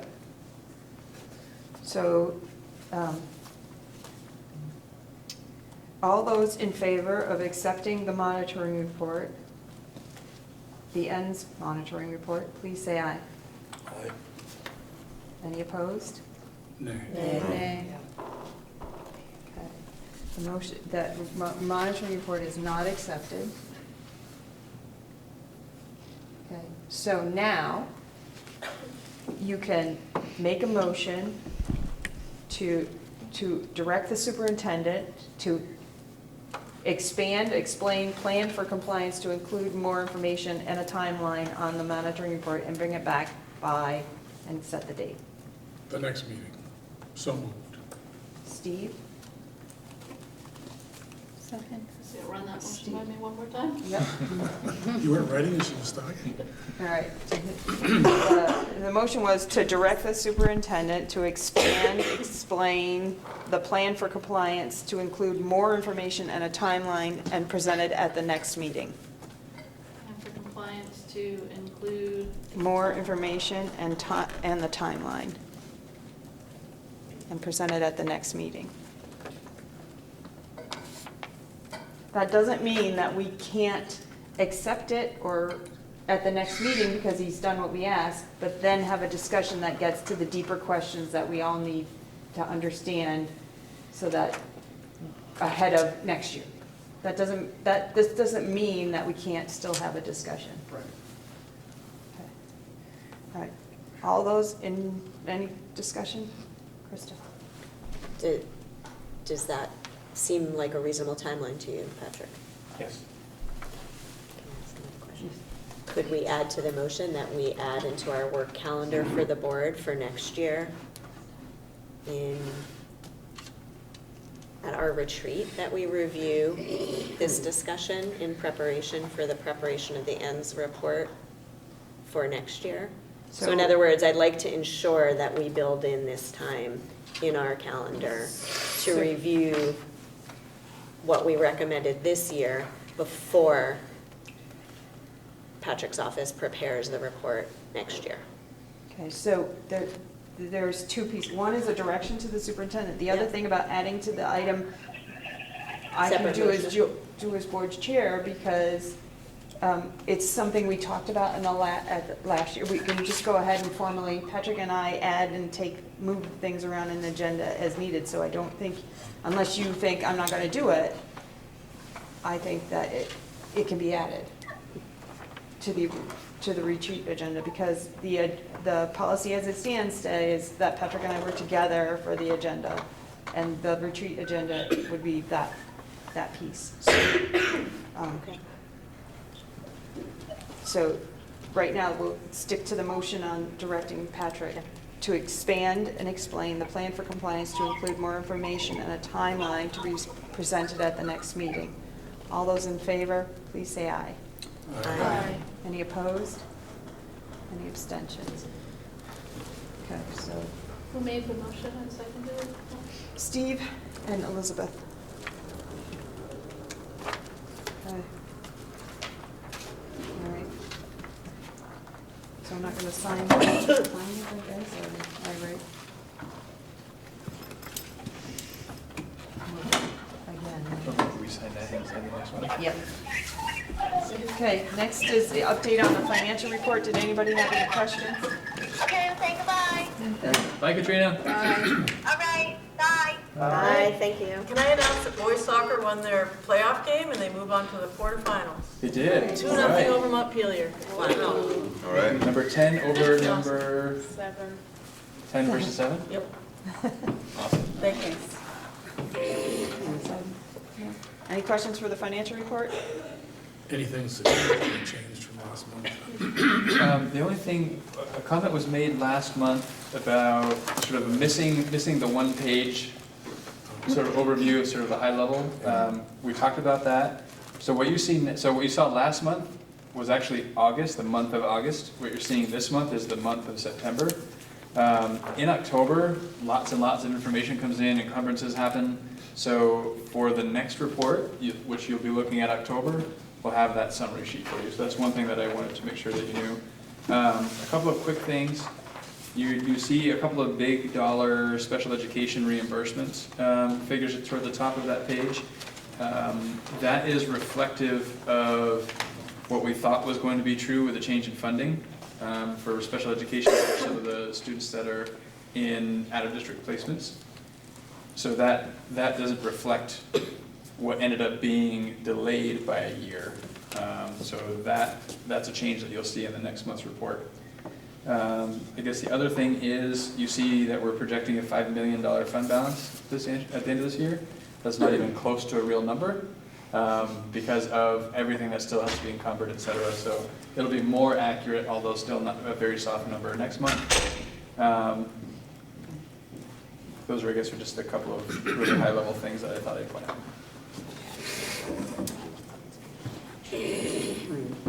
Okay, keep moving because we're behind schedule. Strategic plan and a message from Spoit. Spot. There's spot and there's Spoit. Spoit and Spot. So Spoit, just to, the more you hear it, the more it'll sink in, right? Spoit, that's strategic plan, objective implementation. So they're the small, nimble experts in the field, day-to-day doing the sort of nitty-gritty work of bringing the strategic plan to fruition. Spot, strategic plan oversight team, high level, actually I think Liz and Krista are on the spot, so they can talk a little bit about that. Really thinking about getting some updates right now on what is happening or has happened and what's going to happen in the near future around the strategic plan, and thinking about what's the future direction. There's a lot of other objectives in the strategic plan. How are we strategic about which of those objectives follow the ones we're currently working on? So that's the work of the spot. And that's the with message from the spot, because they have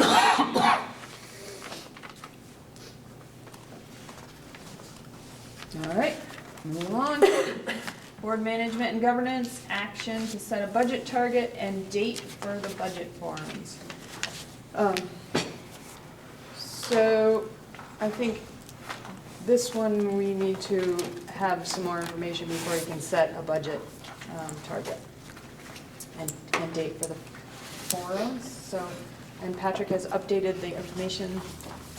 give you a few of those. 20, so there should be plenty. Let's see if that gets you very far.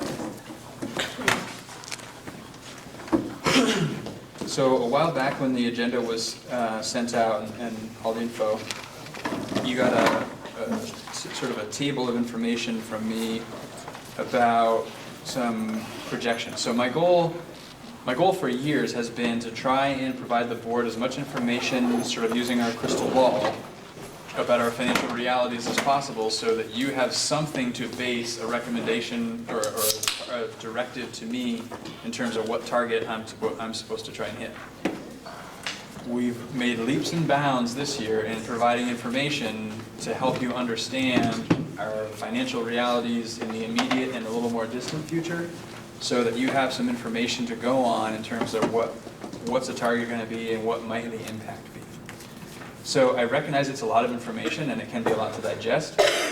I'll try to highlight a few different things, and then I can answer any questions that you might have. This was updated today. I'll let you know what the update was. So you might have noticed there was a more favorable version in terms of our student equalized pupil count, and a less favorable version.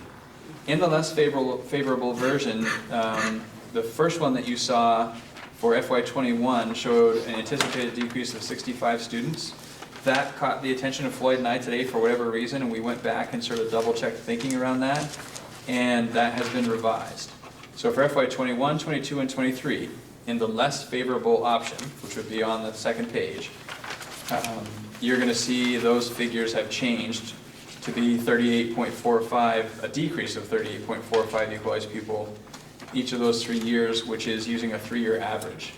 So the first formula comes from what was recommended by Brad James at the AOE to use. That has us decreasing by 2 equalized pupil. That seemed rosier than we could possibly realistically expect, given 2 years ago we lost 58 and last year we lost 24, or sorry, 58, 24, then 32.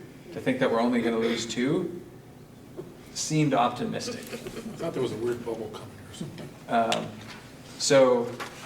So we have sort of the optimistic and the not so optimistic look at what happens with our equalized pupil.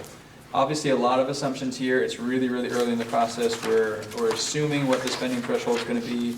We're assuming equalized pupil, assumptions on top of assumptions. So just take it with that caveat. I also wanted to make sure that you could see, I also tried to write this in terms of an audience. So when I used equalized pupil, I wanted to explain what is an equalized pupil. What is the spending threshold? What is the spending per equalized pupil? So hopefully that it makes more sense to a broader audience, even though it's a lot of info. You can see what's going on with our spending per pupil. What I really think is important to draw your attention to is what shows up in red, which happens to be why I put it in red, so that you can have your attention drawn to it. This is assuming we make no change, right? So no change in use of our facilities, no change in our staffing levels, programming, etc. So we keep everything we have now and roll it forward. The dollar amount, so this is total dollars, that in our favorable scenario we would be over the spending threshold, is about $40,000 next year. That's if we lose 2 students? No, so 2.6 students? we're under, so depending on the way people approach this and what they're thinking is, it's $40,000 or the equivalent of 2.12 FTE. If our FTE goes up by 2.12, we'd be right at the spending threshold. So you can think of it in terms of total dollars or FTEs, whichever you're able to wrap your head around more easily. Probably most people think in terms of total dollars. But I want to point out this is to stay under the spending threshold, not necessarily to hit a target you give me. The increase in the cost per equalized pupil, again, assuming all of these things are true, which the only thing we can probably know for sure is we're off on something because we're making a lot of estimates. We'd be going up by 4.78%. So in terms of what would show up on the ballot, our increase in the cost per equalized pupil would be 4.78%. Last year, that was 8.17%. The year before was 1%. So a lot of variability in where that could be. The other thing that I thought was really important for the board to know in terms of the impact of the target, for every, how many dollars are we talking about for every 1% in equalized pupil? So if I'm saying you're at almost 5% per equalized pupil, if we roll everything forward, if you say, well, we really want the target to be a 2% increase in the cost per equalized pupil, that's 3% less, what does that equate to? Which is why, and I think it kind of spills over onto the next page, somewhere it shows, right, what's the change in education spending needed to produce a 1% change in the cost per equalized pupil? And you can see for FY21, that's $264,000. So if we're at 5%, you want a target of 2% increase, 3% times $264,000 per percent tells you it's going to be about $750,000 that we need to find in savings to be able to hit that target. And then the work begins to figure out, so where does that come from and what's the impact on programming, et cetera. But I felt that was important for you to understand the impact, big picture, dollar-wise, in terms of whatever target you might set. And then we took a stab at some tax rates, because ultimately, that is where it hits people in the pocket, and that's what they're going to the polls thinking about. So you can see, and that was part of the addition today, was for each of the scenarios, what are we looking at for a tax rate? What would the education tax prior to any spending threshold penalty be on a $200,000 home, which is somewhere close to probably what the median is. And from 200,000, it's pretty easy to extrapolate, well, per 100,000, what's it going to be, and my house is worth this much, and people can kind of do that math. And then we included what the penalty is, and then the total that would include the penalty. And you can see what that does over the course of time. And our more favorable with no changes, we're looking at a $5 penalty. If you roll forward 2 years, that becomes a $353 penalty in our more favorable scenario. And then you can see, obviously, in the less favorable scenario, that's even greater. So that's the penalty. So that's how much taxes we would have to pay to cover the penalty. You could also say that you would double that to talk about what the tax impact is for the amount of money we're over the spending threshold. So if it's $500 a year on a $200,000 home to pay the penalty, it's also $500 a year on a $200,000 home to pay for the amount that we're over the spending threshold. Because for every dollar we're over the threshold, we're taxed in the penalty. So basically, Yeah, So I'm gonna leave it there. That's enough to digest. we've for never now. been over the penalty, and because we did that on purpose, we don't want to pay money for nothing, right? Correct. So that's not, we're not gonna do that. I would assume we would hope we would never have to do that. The other thing is, what's the current tax rate, because it's not on here? That- 1.64, but is it the same in all 5 towns, or? It's the Yeah, same, it's the right, it's the same. same tax rate, but then CLA. CLA adjusts it from there. Right. I think it's 1.64. 6.4, thank At least you. that's what it hit Starksboro as Oh, okay. this year, but I'm not sure if So it's no, got a you don't- CLA adjustment. So this shows for FY '20, 16208. That's this year. Oh, okay, thank you, sorry. We're in FY '20, yeah. So maybe that's been adjusted town by town for CLA? Yeah, it could be 164 after CLA. Yeah. And has some towns got a relief because they couldn't jump so much, and that kind of went away last year or something? Yeah, I think last year was the final year in which that, right, so there was a provision in the law that said no town could move up or down more than 5% any year on the tax rate, just to try and sort of gradually make whatever adjustment was going to have to be made. I think we are out of that window now where that 5% provision kicks in. I think no one would be adjusting more than 5% now, so. I'm still foggy on your explanation of the penalty. Right, so for every dollar we spend above the spending thresholds, right? So the state sets an amount that you're allowed, I guess is perhaps a loose word, but you're allowed to spend per equalized pupil. For every dollar we spend over that cost per equalized pupil, we obviously have to pay the $1 in taxes to raise the money, and we're penalized $1. So if we're overspending by 100,000, that threshold, we're paying the $100,000 because that's the cost to run the programming and everything else that we've agreed to run, and we're paying 100,000 in a penalty. Yikes. And what you can see here in the red, in our more favorable scenario in 3 years with no change, we're $2.6 million over the penalty. And in our less favorable, we're $3.7 million over the penalty. So when you're figuring this, when you're figuring the threshold penalty at 200K, is that taking that amount and spreading it out over the tax base, or is there an additional tax on top of that? So it's counting the dollars needed for the educational programming and the added dollars to pay the penalty, Right? and producing the tax rate needed to generate those dollars.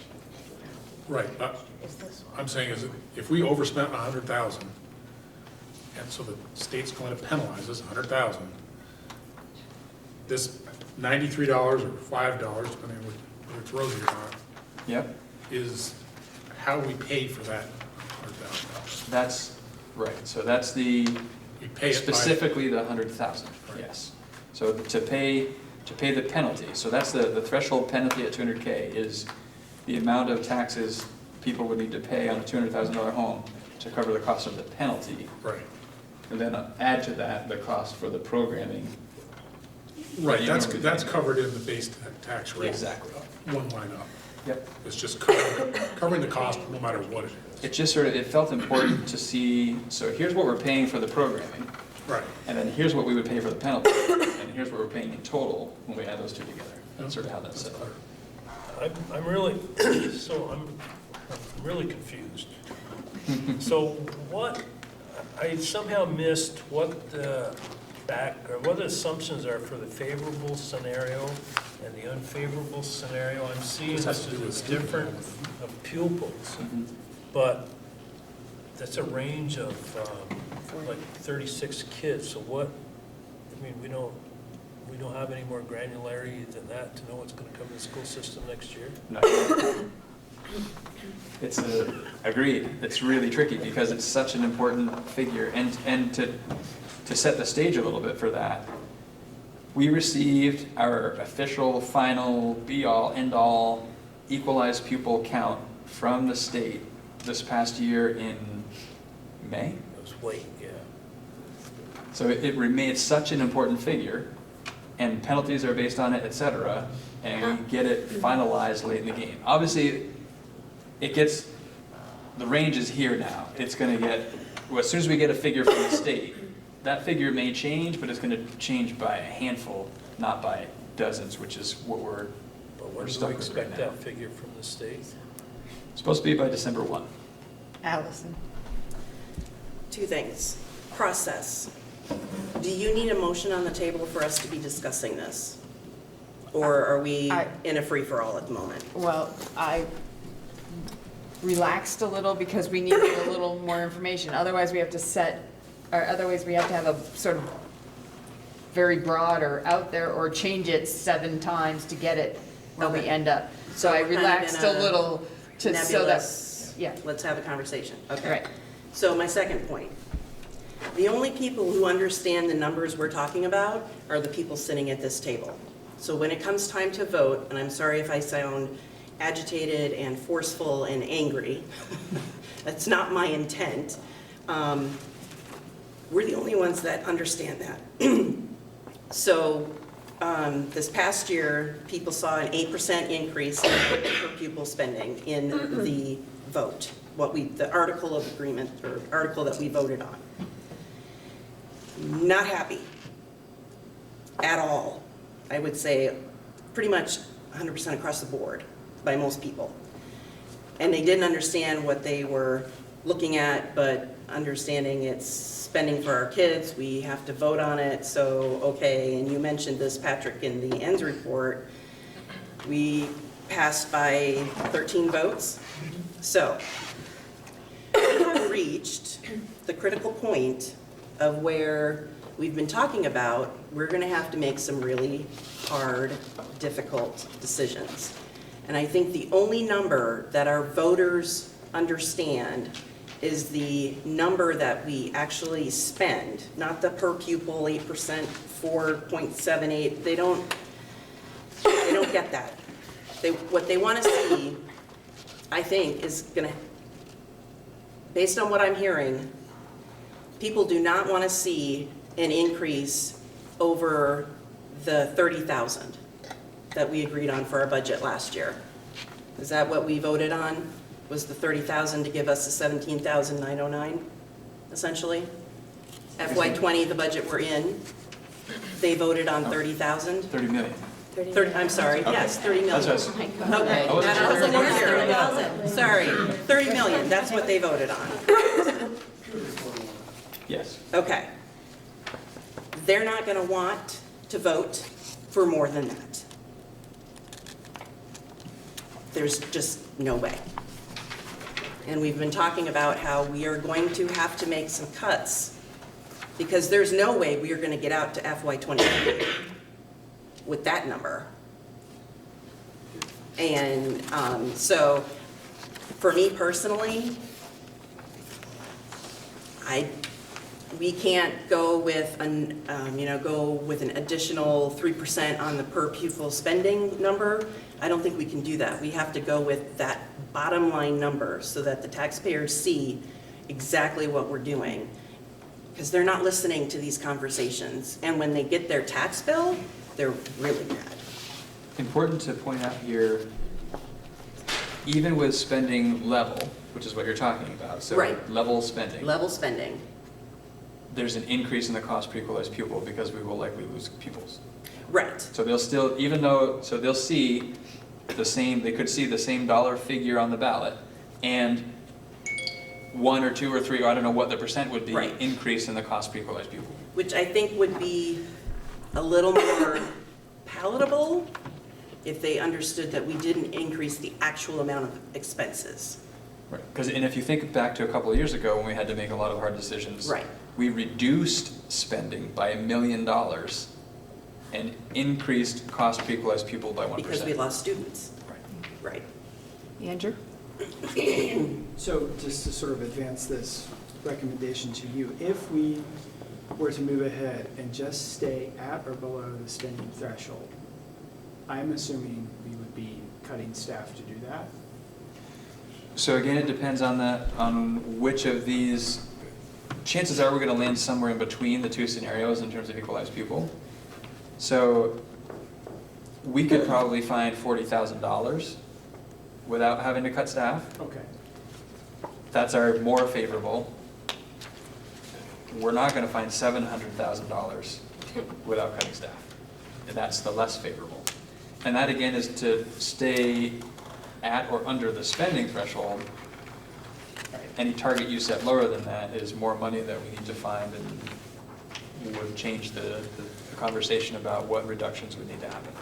But even at that, the bottom line number's gonna go up.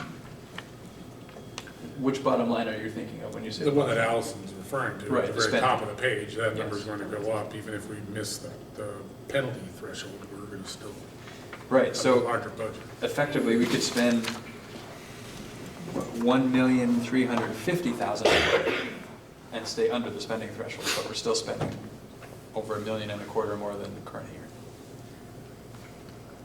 Krista, did you have your hand up, or was it somebody else? Kristen, I'm not sure. I did earlier, but Oh, she did earlier, so she could. I forgot. Yeah. So obviously, we have to stay below the spending threshold, that's a no-brainer, right? And we were talking about earlier how it seems like we're not, or in general, happy with the performance of how some of the students are being educated, right? So we're tasking you with, Patrick, with educating students more effectively than is happening now. Some people are asking to keep a number of spending, so how does it all fit together, right? And so, I mean, these are pretend because we're gonna lose kids, we're obviously gonna have to lose staff as we lose kids. We're looking at what are we gonna do with our facilities. So these numbers are made up at this point because they're projections, right? If we didn't best change guesses anything. at this point, sure. So, so I would just say, there's no way we go over the threshold, because that's silly to pay money for nothing. But I'm not so wedded to keeping the total expenditure exactly the same, just because of our other needs that have been talked about today. So. Elizabeth? I just have a general, like maybe Caleb level question from the state. Do renters not pay, or maybe everybody knows, do renters not pay tax to schools in this state? Right. Your only homeowners Well, pay. They So pay the homeowner. renters will pay tax through their rent. The landlord gets the taxes, and it is a cost of renting that space. So they turn around, and it's part of the cost of doing business with that space. So yeah, renters pay taxes. Like in They don't Pennsylvania, receive a bill from the town for property tax. okay, like we pay 1% of our, I just want, I mean, maybe that would make more people leave Vermont, but I just wonder if at a state level, we should be just taxing every renter 1%. I don't know if that's ever been a conversation, maybe it's against Vermont ethical standards or something, but that was just like living in Pennsylvania, that was like a, Well, there's I think different, they want percent. there's different treatment if you're living in a house that's your homestead versus if you're renting a right, house, right, and there's right, things right, like right. that. But the bigger discussion that's happened is, should Vermont integrate an income tax, a progressive Yeah, income so that tax was just like a into given. school funding to some degree or another? That's often a push, that's all, you know. And I don't But I would know say as like ethically you're there, alternates to but- our current property tax funding, that's the one that gets talked about. just And I would knowing just- that like every county, sorry, besides Chittenden is like losing population, like the whole state is probably dealing with something like this. Maybe it would make more people want to leave this, I don't know if that's the And answer. I guess the one piece of information I would add to that is the reality being, and Caleb may know this too, off the top of your head, maybe I'm a little off. I think somewhere around 2/3 of people in the state don't pay property taxes based on the value of their property. They pay it because of, they pay it based on income because of the income sensitivity threshold. Right. So really about a third, maybe less than a third of people in the state pay the full value of their property taxes for their home. Andrew? Couple questions. So, one is, I remember the last time we did this, I'm trying to remember exactly where in the process when we sort of sent you out with a number that the RIF notices go out. So that's down the road, so So not Pers- today if we give you a number to. definitely no RIF notices going out today. So procedurally, what I need from you today is, what's the target? Okay. What target am I striving to hit that you give me? Then I work with my teams to figure out in what way, and we've already started this conversation as an admin team. I don't feel ethically, I'm going to start at a place of what can we cut to hit the target. I don't think we're at a place where we're achieving what we need to achieve for students. So doing less of what we're doing, probably not an approach to improved outcomes. We have to think about where do we need to grow, or at the very least, what do we need to sustain as we pursue improved outcomes for students, despite whatever financial reality we have. I just couldn't work in a place where it's all about what can we cut, and that's all the conversation is. First, how do we grow? And then what do we need to do to make sure that we're sustaining and growing? So one of the thoughts I had about this, and the spending threshold sounds like it's a no-go for a lot of folks, but knowing we have this whole community engagement process around facilities, like this is really connected to facilities, staffing, and affordability, right? That's sort of cheap, easy, and fast triangle, right? I want it cheap, easy, and fast, and you can pick 2 out of the 3, right? And we got affordability, staffing, and we got infrastructure. And I wonder if we have time to sort of go out to the community right now, the board for putting forth to you, like, let's just keep it business as usual. Roll it into the new budget. Know we're going to hit the spending threshold.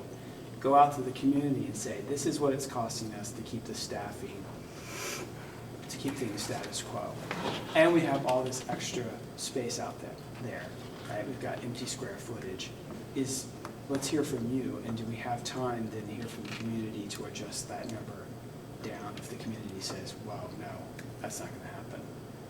I don't think that's pragmatic. I think we need to make that decision that we're not going over the threshold. I would never vote to go over the threshold in this body and just throw money out the window.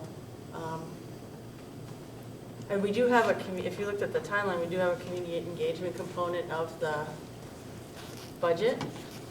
Right. Right. So even tonight, I would not agree with sending out numbers that go over that and into the red ink, personally. From past experience, having to sell budgets and sell budgets after they have failed, people want to know that we're being prudent and that we're not going to do something like that, and I think. So I don't know if that addresses your question, maybe I didn't understand, but. Well, it's not saying that the board has decided this is what we want to do. The board has said, this is a really tough decision. So we went out with this number initially so that we could get some more feedback instead of just automatically saying we're going to cut, or we're just going to hold status quo so that we understand what the ramifications are financially to the taxpayer, and we want you to understand what that is so that you can give us some feedback so that we can fine-tune that. And if it looks like the community says, we're not going to stand for that, and we'll vote it down at the ballot, okay, then we'll walk it back as we have to. Does that make sense? My only concern with that is one of the timeline. It would put us in a really difficult spot to find out in the end of November, which is your next scheduled board meeting, what the target is, and for that target to potentially be around $1 million that we need to find, and figure out what those decisions are going to be, communicate with those that might be impacted ahead of building a presentation to the board about what the impact is going to be. Like that, it squeezes that timeline a lot, which causes potentially some challenges politically in terms of the speed at which people become notified of a possibility and then a budget's voted on. Mm-hmm. Okay. Squeezing that window just causes me concern. Krista? I don't know if this, I was just going to share a little about the next conversation that we're having around community engagement, which is on 11/5. And that's not to say we shouldn't make this target decision now, but we are going to share some version of these financials with folks and give people an opportunity to do some priority setting that gets at some of that calculus, so we've got robust programming, we've got reasonable taxes, we've got state-of-the-art facilities, we've got these different things and where are our priorities. I don't think it, timing-wise, like Patrick said, would preclude us making a decision now, but it gives us another opportunity to have conversation with the community about it. That's still a limited slice of our community that's attending those events, so I think it's really important we talk about what else we can do to get that information out to folks. And what that would look like, because this is also really dense, and to Allison's point, it makes your eyes sort of Google, but for some folks, they're gonna want all of that, some of them are gonna want a snapshot, we probably need to do both. But there will be a chance to kind of road test some of this with folks, although we probably still need to pick some kind of a target before then. Kevin? I'd be very concerned about that, because as we've gone through these community engagement activities, we've tried to broaden the engagement community, if you will. We've made specific attempts to invite a wider brand, but it's the same people that are coming to these meetings. And the conversation is, we've got to pass a $36 million bond, we got to do this, we got to do all these things at a couple different meetings that I've attended. I think you would, if you went out and asked for input, you would get a skewed response. The only time you're going to get the no vote is at the ballot box. And I went into these community engagement meetings hoping that we would cull more people in, that would be skeptics, if you will, and it hasn't happened. So I think if we took the extra time to do it, we'd still have skewed data that would not align us in such a way that we would be making a decision that would be supported at the ballot box. And then I guess the other thing is if with the equalized pupil dollar amount for 21, it looks to me like there's a 2.3% increase embedded in that. Right, so what we used was this 3-year average. So we looked at you're looking at the spending threshold, I think, and looking at that 2.3%. So is that a state thing, or is that just? So the state sets that. So we calculated that 2.3%, so that's one of the estimates we're making, and we used a 3-year average of what the increases have been in the spending threshold to estimate what we could expect the threshold to increase in future years. Oh, okay. And you can see the range there is from 1.65% up to 2.78%. So 2.3 gives us something to start thinking about at least. That's not a set number. Definitely not. Allison? So this conversation, I think, is getting us back to our conversation around the ends monitoring report and how the information in that helps guide us in terms of deciding on what a budget can be. And the information in that isn't robust enough to tell us what we can and cannot cut, is what I'm gathering. So keeping everything the same,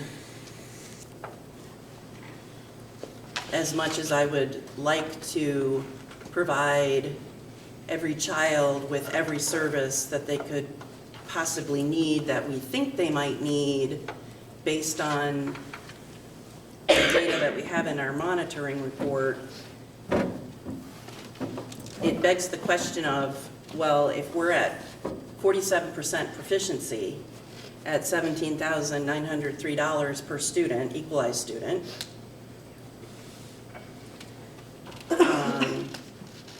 how will more money, and we've been giving you more money and we're kind of staying at the same number for the past nine years, how is more money possibly going to help you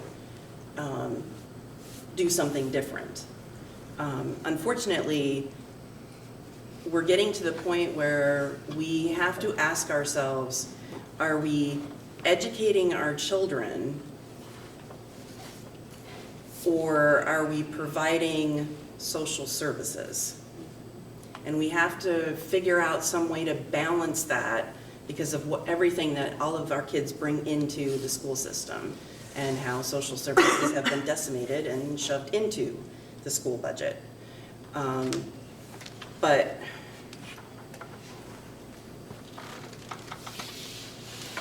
I think this is a good example of how the information we're getting in that monitoring report is not helping us make the decision that we need to make.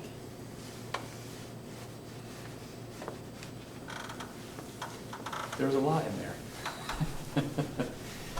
Not the monitoring report, in your statement, that you cover a lot of ground. I get where my mind goes when you were talking about amount of money.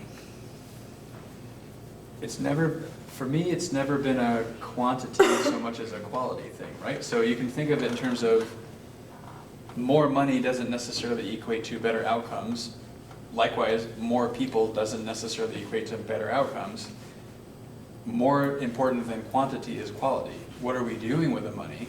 What are the people doing with students has much more of an impact on outcomes for kids than the sheer number.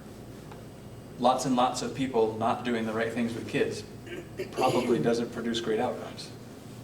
Lots and lots of dollars not strategically allocated probably doesn't produce great kids. So it's, we now have a plan that helps us be a little more strategic about how we allocate funds and how we utilize resources to target outcomes for kids. And regardless of the amount of money, we have to figure out how to continue to advance that plan and continue to do the right work with whatever amount of money we have. A quick question, and then maybe I'll make a motion. Why at the top of the page do you have revenue flat after 21?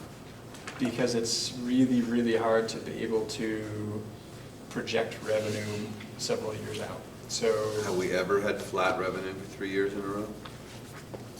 no. So that But you does can see make, it goes it up makes and it the goes right down. side of this graph look worse, right? The fact that you've got flat revenue in there. Well, I mean, it the depends. 3 years before, it goes up and down dramatically. Right. It could go We had either the way. merger in there. It could go either way. Part of that was the merger. Anyway. Much of the revenue, well, and a lot of that's going to change too. So Act 173 is going to change revenue. So much of this revenue is special education revenue, right? Right. And so to some extent, as expenses go down, revenue goes down because we're getting less reimbursement because we're spending less. So if you notice in the year that we reduce spending, we lost revenue. And when we increase more, we get more revenue. But that's going to change with Act 173, which we're still trying to understand exactly how it's going to change. But it's a block grant. It's going to be, your spending can go up and down as much as you want. This is the revenue you're going to get. It's more so based on kids than it is based on what your spending was. Right. So it's going to actually, we're going to see revenue become more flat probably in the future than what we've seen in the past because of that block grant in special education. But at an unknown But an level. unknown for sure. And again, lots and lots of unknowns here. I can't stress that enough. These are our best projections into the future to try and give you some sense of what does it mean if you said a 1% increase for equalized pupil spending, or if you say it's flat overall expenses. There's a few different ways you can give me a target to work toward. And this tries to give you best guesses about what that would mean. Well, I would make a motion if I may. Sure. Ready, Chris?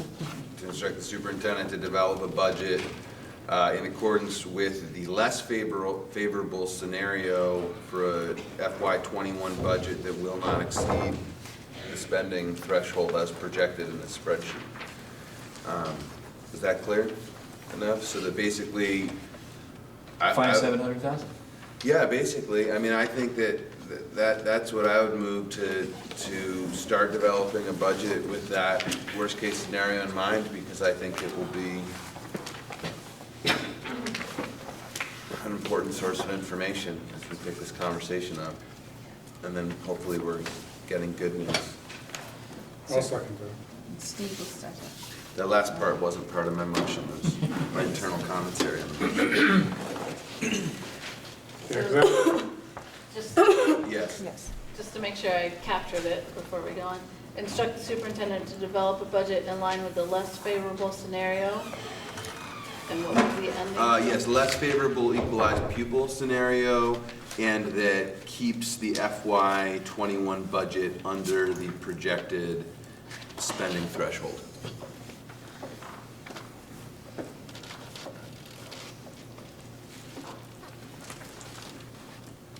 Any discussion? Kevin? So what is the projected spending threshold you're referring to? That's the 2.3% that is projected, sorry, I should have said that's projected on this spreadsheet. So that would basically be the projected spending threshold of $18,732, assuming that's the correct number that, the state will come out. But I think that assumption. So you're saying you're proposing a budget that would stay at or slightly under the spending threshold? Right, I'm suggesting, a budget that would, assuming the worst case scenario with students, keep us at $18,731. Okay, because my quick look at this unfavorable one is we have an equalized student spending at 19,026. Right, and so the difference between that and the projected number is that, aggregate of $710,000. Can I clarify one line? So, Yeah. so to get back down to this, Who's going to clarify? Floyd? So that 2.3 figure is not worst case. I wasn't referring to that as worst case, sorry. I was referring. But that's what's going to drive that threshold number. So we used an assumption of the last 3 years, more trend than average. Average is closer to 1.78, I'm going from memory, which drives that spending threshold even tighter in a less favorable. And we purposefully only use a 3-year trend, thinking that that's the direction, but it could, we have no sense on what that's gonna look like, just for information purposes. And just to clarify, when I said less favorable, I was referring entirely to the less favorable equalized pupil scenario, knowing that that 2.3% is represented the same in both favorable and unfavorable. Right. And the only point of clarification that I think is, it's subtle but important, I think at one point Caleb used the term worst case scenario. Oh, yes. This may not be worst case, just less favorable. Less favorable, yes. I take that correctly. I'm sort of thinking we should consider a motion to the motion. And rather than referring to scenarios, if we're targeting this equalized pupil threshold at this point is 18,732, we should say that. Because that's really what you're saying. That is the effect of what I'm saying. I guess the only reason I could see to spell it out is so that we have on the record how that number was arrived upon, so that if one of the many variables shifts, we're able to track the logic of how we arrived at that number. I think if it's captured in the meat, but I agree, that is where the rubber hits the road, what I'm saying. It's just that if we come back and we find that the state number has actually gone up by 2.15, but for that, we've hit those numbers, then I just think it might be a helpful reference point to understand the formula that gets us to So that. then I guess I'd like to make a motion to modify. Wait, you can't make a motion. You can make an amendment to a motion. Procedure here. I'd like to make an amendment to the motion to refer to having the intent to exceed the spending threshold for equalized pupils. So you referred to the intent? With the intent not to exceed the spending threshold for equalized pupils. So the 18,732. Which it is today. Which today is, if you want to. Yeah, I don't know if you even want to quote a number, Don. Okay. Allison has a question. Well, yeah, but I can't take a question because he moved to amend the motion, so. Is there a second? And then we could talk about the amendment, but we got it. I'll second the amendment. All right. Okay, now, Allison, is your question about the amendment? I'm not really sure.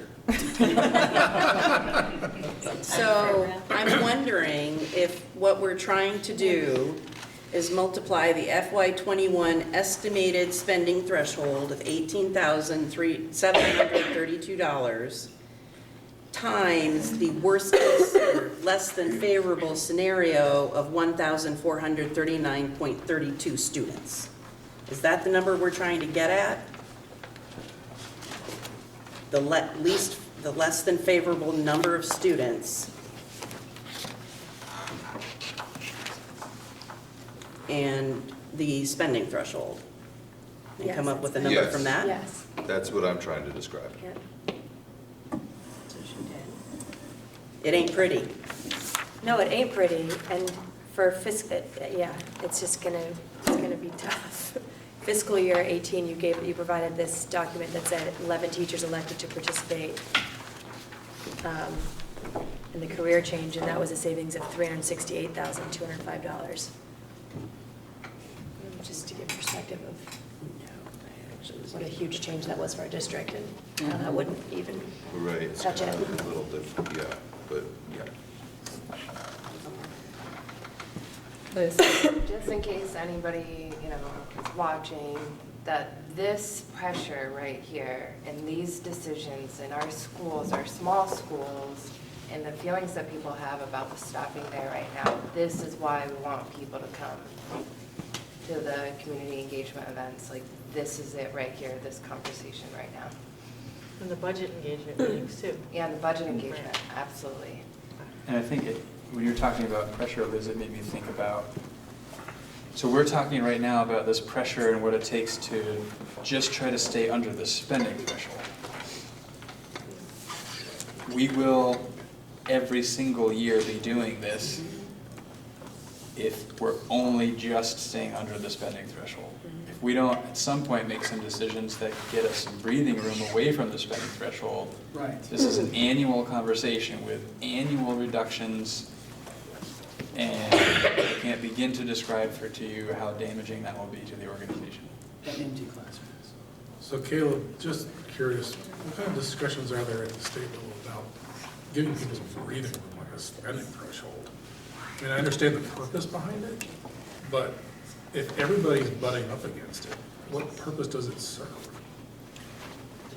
Besides Not put us on everybody's the- butting up against it exactly the same way. Yeah. There actually is a pretty wide variety, and some of it's often out of the control, but, I mean, I can't claim to, I know those conversations happen. I can say that they weren't happening front and center in the education committee room this year, but I think that, yeah, the formula that we have was designed, obviously, to incentivize certain things, but when you've got just a kind of steady tick down in student count, which has been, coming at us for a while, it's pretty plain to see, and it's not because, I won't opine, but anyway, it's the formula is devastating with our current demographic trends. I mean, and you added a 15% increase in health insurance, and your cake is kind of baked right there. I don't want to get off of that, but I don't know, Steve. Yeah, there's not a serious conversation that I've heard. It's not like we're spending money hand over fist for nothing. And from where I'm coming from, where I'm sitting, I think the tool is doing exactly what it was intended to do. Yeah. Right. Yeah. The pressure. Yep. That was asked specifically at the Starks program. Essentially. Probably. It's all Fund 360, really, the whole formula. So can we just, I'm sorry, I'm starting to get incredibly tired. So the amendment was to refer to the intent not to exceed the spending threshold, to have that added to the motion. Does anybody have any comment about that amendment? Okay, then we need to vote on just that piece, adding that to the original motion. I guess I do have maybe one comment, just Okay. another way of thinking about what you were just talking about. So setting the target effectively at 18,732 also is a 4.6% increase in the cost per equalized pupil. So that's another way to get at the same, just to sort of put it in context to the conversations we've had in the past around increasing cost per equalized pupil. It's at about 4.6.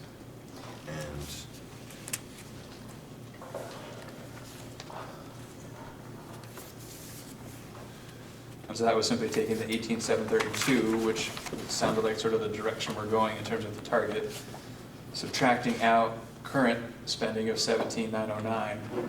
Right, that's with current pupils, but in the scenario you're projecting, it would be a 7.39% cost increase per equalized pupil in the less favorable. Right.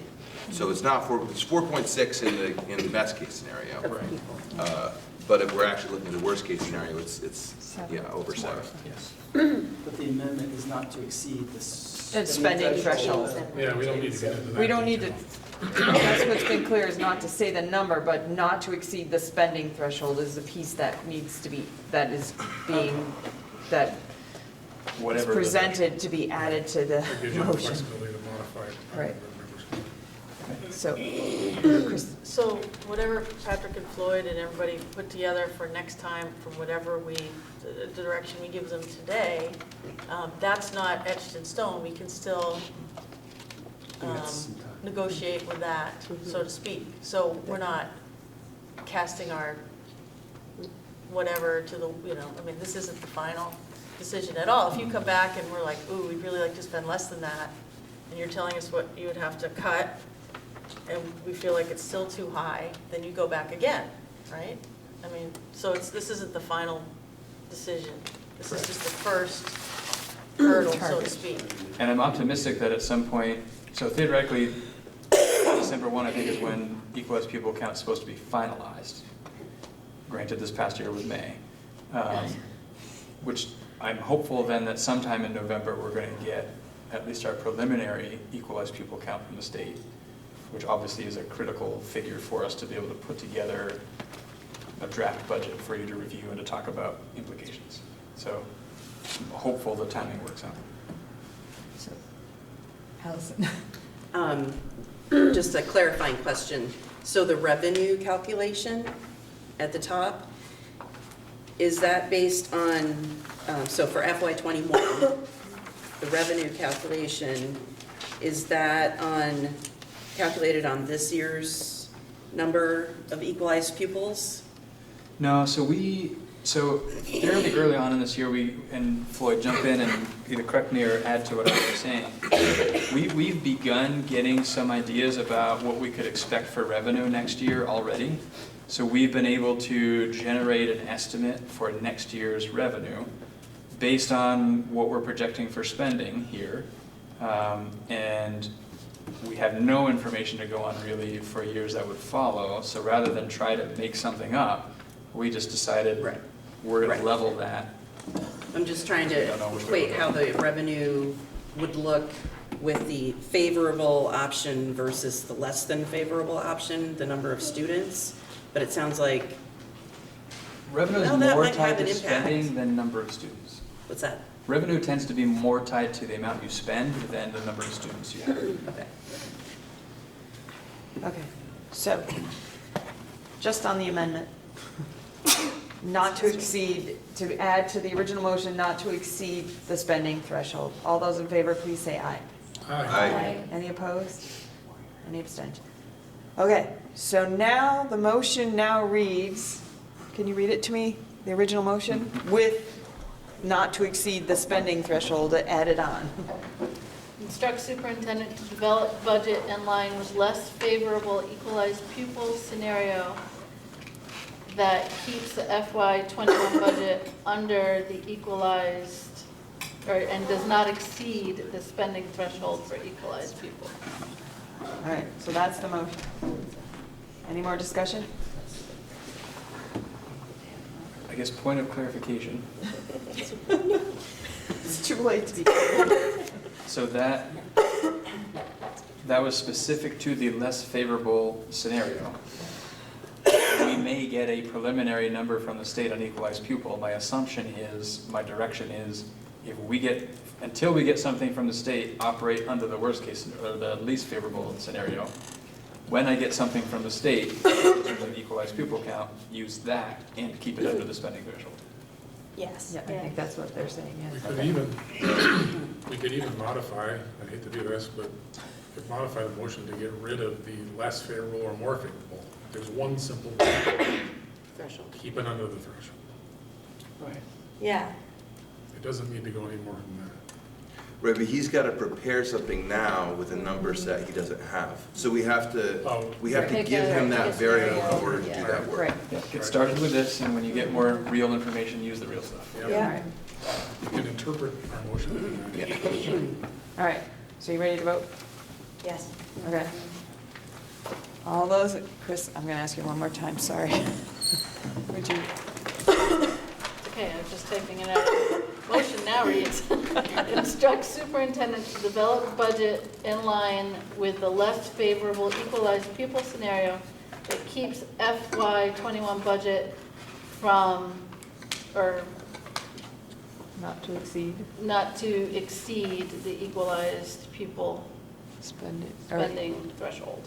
not to exceed the spending threshold, I think. Yeah. All those in favor, please say aye. Aye. Any opposed? Nay. Any abstentions? Allison, would you like it noted in the minutes, or with your name, or you just, No, I don't need it. you don't need your name? Okay. All right. A date for the budget forum. So Patrick has said that he's not expecting those equalized pupil numbers till maybe just the beginning of December. We have a board meeting scheduled on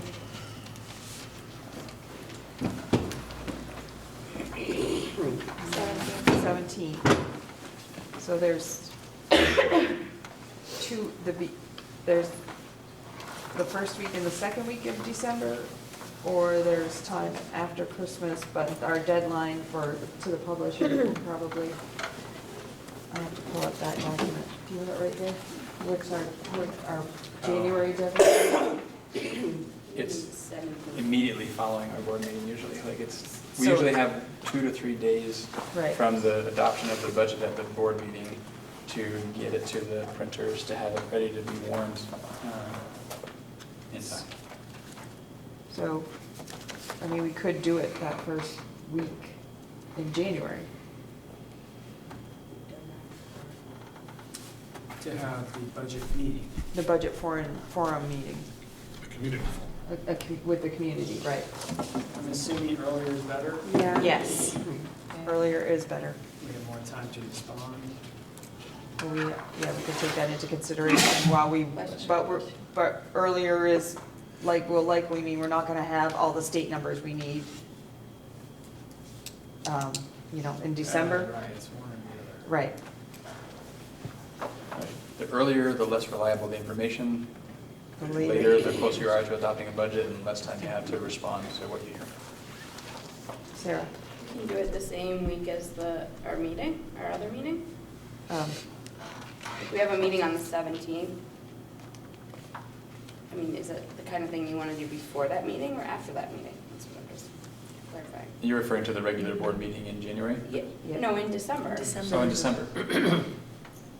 To me, that's the question to the board is, when and with what frequency? I mean, it doesn't even have to be a single budget meeting, it could be multiple budget meetings, but at what point do you want to share something with the community and get feedback? Or before sharing anything with the community, gathering input? It's sort of whatever the pleasure of the board is, what makes sense? Prefer that we do it earlier in December, let folks know the numbers are a bit more unreliable, and that they're welcome to join us. Will we have a board meeting in January before? Yes, but that will be right up against that deadline of getting it to the publisher, so we might be signing the paper and the next morning it's going off. So December you can be here, and then you can come to our board meeting, but we're right up against the wire, but we wanted to let you know as soon as possible. Or we could have two budget meetings. In a way, as One at Krista the beginning mentioned, of December and this, something along these lines, in terms of the information relative to our financial realities is going to be shared in November, probably twice in November. It's probably going to surface on the 20th as well. Yeah. Yeah. So people will be grappling, maybe with a different lens, but with our financial realities. So in a way, that's a budget-related community engagement event. And I wonder if there's some value in us having information before, so we're not all receiving it at the same time the community is, so that we can wrap our heads around The minutes, and then it says agenda and then minutes. You go to the agenda version, there's all. you'll get everything we talked about. Right. But people have to know how to do that. All right. That's one of the things I think we could communicate better. And work is happening on our revised website, which will make it a little easier to access all of this. All right. Still happening behind the scenes. So given some times for the budget forum. The next is an action item around offering the career change incentive. So I'm not sure if you need a little more information before you're prepared to make a motion, because typically we make a motion with the amount of how many we offer. We could go right to Patrick and see what his recommendation is. So for me, and so I think so part of why I provided the history of how has this really worked out mathematically for us, which the mathematics is a piece of why we want to do this. There's also a political sort of emotional aspect to this of if we know we're going to have to make reductions, if we can generate attrition to make those changes and those reductions more palatable so no one's riffed or fewer people are riffed, there's sort of an emotional, political benefit as well. In light of what we're seeing as our current reality, in anticipation of reductions, I would recommend that it's offered. And because we've seen, in our worst case scenarios in the past, we've seen it effectively be a wash financially. I see no reason to not offer this to unlimited numbers of folks that are interested. The threshold to be eligible is pretty high. I think you have to be in the district 20 years. So there aren't dozens and dozens of people that are necessarily even eligible. So all of those things considered, that would be my recommendation, is to offer the career change incentive to an unlimited number of professionals. I think the follow-up conversation then is there's nothing in the contract that speaks to support staff, but a couple of years ago when we knew we were facing reductions, we created an incentive for support staff, again, to try and generate attrition and do this in as humane a way as we can. I think that warrants conversation as well. It doesn't have to happen tonight.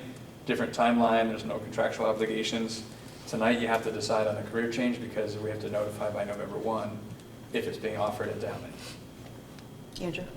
So one of the questions I had about this is that if you do have folks who take it and they leave, and it softens the blow financially somewhat for us, is it also true that some of the folks who do leave wouldn't have been the folks that would have received a rift anyway, because you're trying to programmatically pull from places to keep the structure in place? Yes. So you have some folks who are riffing, and some folks who are taking the career change incentive, but then you're having to hire back in to replace?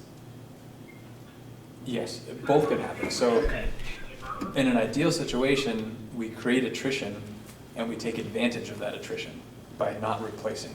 Right. It doesn't always work out that the people who choose to take the career change, their position may have to be replaced. Mm-hmm. Even when we've done that, we've seen savings. And that's part of what I was trying to show there. So the year we had 11 people take this, we replaced, I think, 9 of those 11 people. And we still saved $300-something thousand. So we still saved more than, so we saved money even when we replaced those positions most of the time. Not always true. There was a year where we had fewer people partake, and an average, it cost us $270-something for each person that chose to leave because their replacement came in, at a little higher than what they were making. Total compensation, right? Salary, benefits, et cetera. So someone who's leaving on the top end, but maybe doesn't have a family benefits package, their salary's higher, but their benefits are lower, and then somebody comes in the middle of the pack from a salary, but they have family benefits, their total compensation may go over. So those are some of the variables that are hard to predict. So I tried to give you a little bit of the history of how it's worked out. It's worked out usually in our favor, if not both politically and financially, at least politically. I would say losing $272 for the 3 people that took it that year, I consider that a wash, but has political benefit. So what that doesn't seem to capture, and it sounds like a program that, like I've heard it described before, it sounds good in some ways if you need to incentivize some attrition in your system, but this doesn't count what you're paying the people for the next 3 years. So for example, it does? It does. So how does that, so one was not replaced in FY19 at an average savings of 75,000. And then there were 3 that says that at an average cost of 262. So 262 times 3 taken out of 75. The one I think equals the other. Am I right about that? Yeah. So what about the $50,000 of the person who was not replaced, and then we don't know the salaries of the other 3? How is that captured in there, that pay forward of 2/3 of their salary? Like, so that person. I don't know that I followed the question. The person who retired for $75,000, we saved that $75,000 the year they retired, but we're gonna give them $50,000 over the next 3 years, right? Under how the program works, that's the incentive. Closer to 60, it depends on where they are. Closer to 60. So that additional $50,000 is captured in this savings? Yes. 75 reflects that cash flow going out over the next 3 years. Right, that's the net in terms of insurance adjustments, the payout for the benefit that we're offering, all things considered. The net is what you see there. Kevin? Just to follow on with Andrew's question, so do you foresee any critical service, I guess I could call them critical, short in supply services that if somebody took this package, it might be difficult to replace them? Meaning, are there people who might choose to leave that will have to be replaced?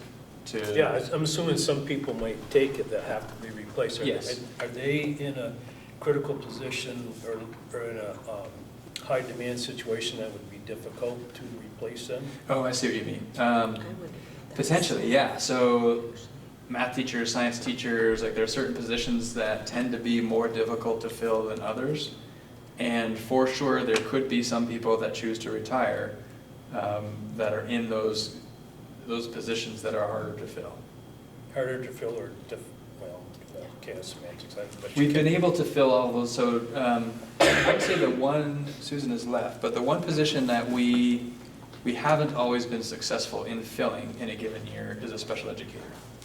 And we've issued a lot of, not issued, we've advocated for and received waivers for licensure to get people to be able to work as special educators, even though they're not licensed as special educators. All of those people work under my license. So basically if anybody messes up, it's my fault anyway as superintendent, that's part of the job.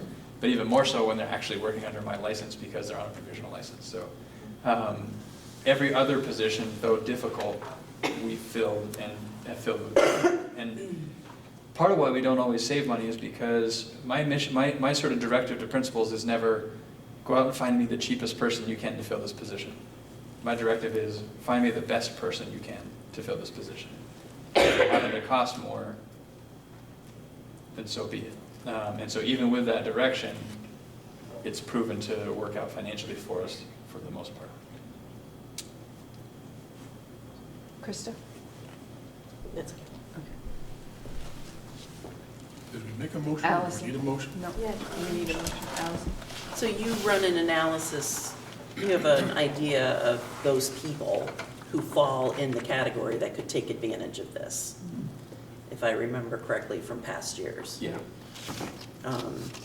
The list isn't all that different from past years. There are a few that have taken advantage of it, so it's a little bit smaller than it's been. And there aren't too many that in the last 2 years have, we're no longer eligible and are now currently. So again, it's a finite number. Right. I make a motion to follow the superintendent's recommendation. Second. All right, so Steve made a motion to follow the superintendent's recommendation, and Elizabeth seconded it. Should we spell out the recommendation? I second. Oh, sorry.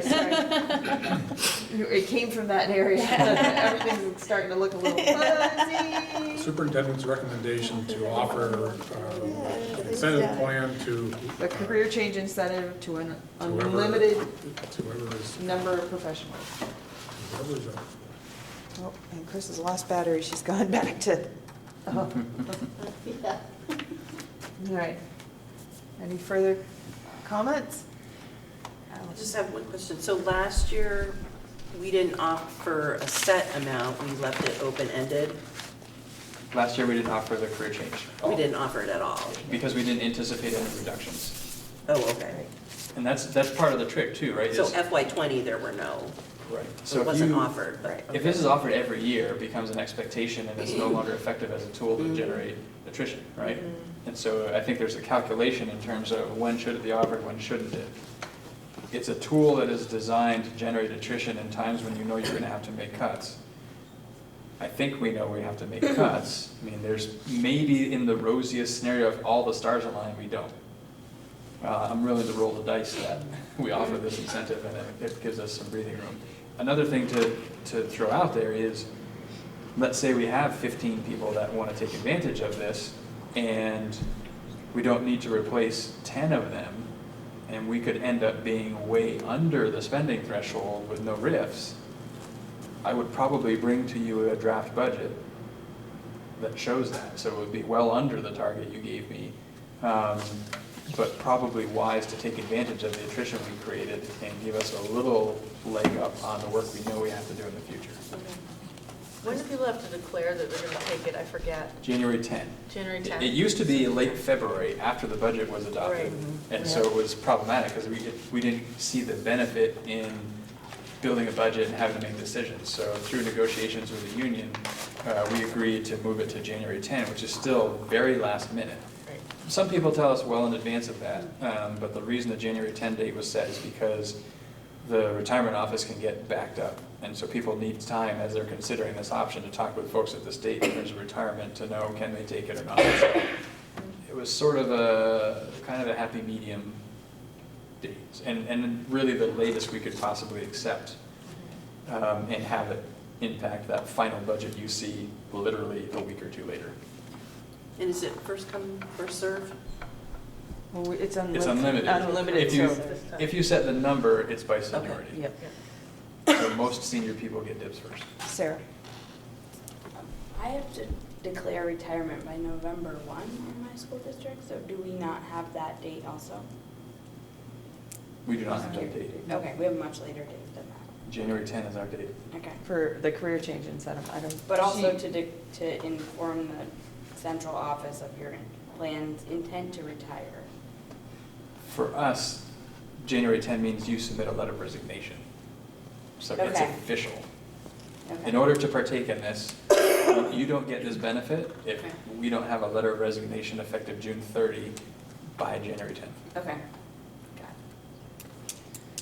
All right, so all those in favor of accepting the superintendent's recommendation to offer the career change incentive to an unlimited number of professionals this year, please say aye. Aye. Any opposed? Any abstentions? All right.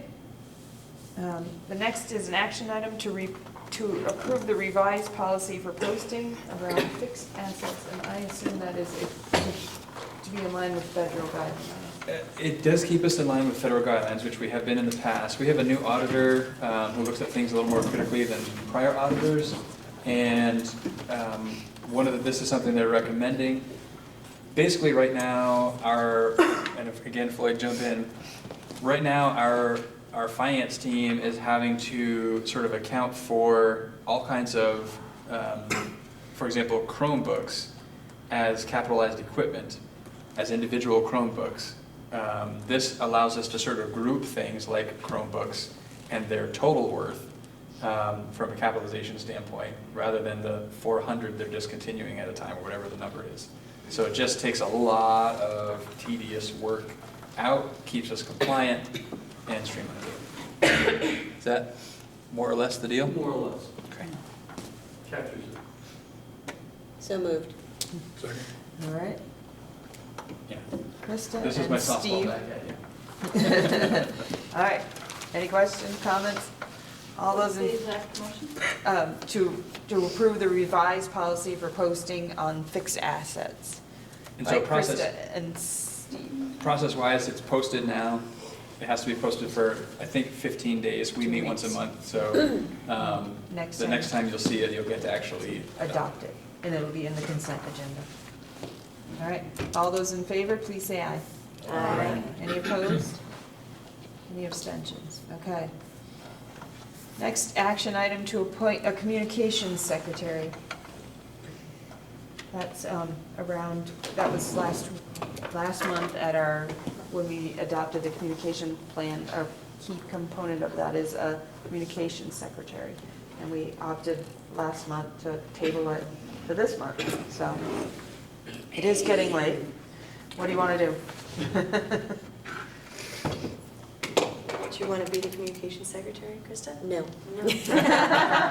Anyone? No, but I'm happy to articulate what that person would do, which is really just kind of sheep herding our process. It's not that that person would write every piece of communication, but more just ensure that we are communicating in a consistent way and assigning board members to help with that. So when we have a major initiative, we know that, you know, we've touched all the bases that we think are important and have a centralized way to do that.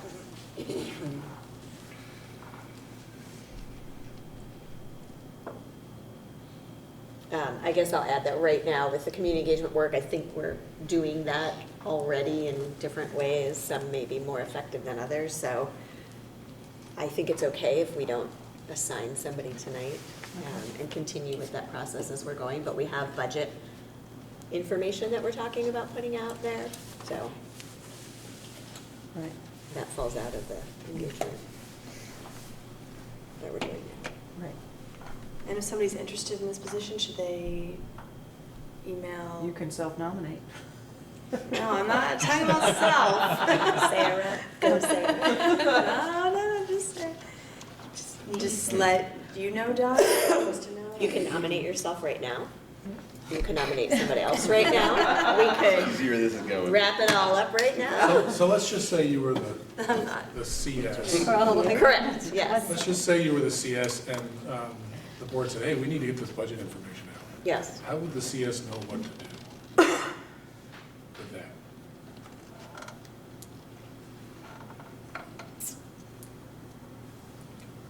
Following our communications plan that we Is it, kind of laid do you out? think that's clear enough in that I document? think so, and I think that perhaps Don and maybe even I could consult initially as we get rolling with what it might look like, since we're fairly new to this process. Right, and I think the chair has to stay involved because the way our policy is written, that everything goes, so I sort of have to give it my blessing out the door kind of thing, because I'm ultimately responsible for everything according to the policy. So either, yeah, I mean, we can definitely work together, and I don't think I'm going to be standing in the way of information getting out, but I think we have to have communication. The plan that we, Yes. the plan that we have that we adopted, does talk about wheres and whens for certain kinds of information. So where are the places we should post this information and what's a typical timeline? As far as actually writing content, that would depend on what the topic was. So if there was a committee working on a particular thing and somebody on that committee might be better poised to write content, but then the communication secretary would ensure that it got to those different places.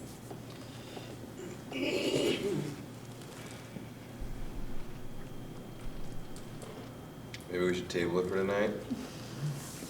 Or maybe somebody wants to try it out. I'll try it out if people agree that I could try it out. I used to be a journalism major, then I switched to whatever. Sweet. But Do I simple- hear I a feel like nomination? you're gonna regret letting everyone know. Simple, clear, direct. Yes. No Short and sweet. Charlotte Bronte. No Charlotte Bronte. Are you self-nominating? I think I might have heard that. I would like to nominate Kristen. All right, Steve's gonna nominate Krista. Kristen, sorry.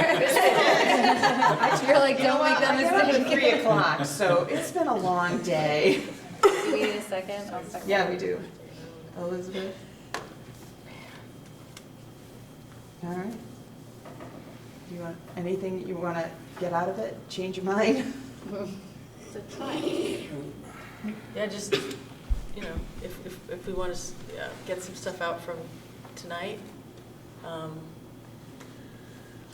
What we used to do is we'd have to agree on each statement, each member of the Yeah. board, and write them together. We're not doing that anymore.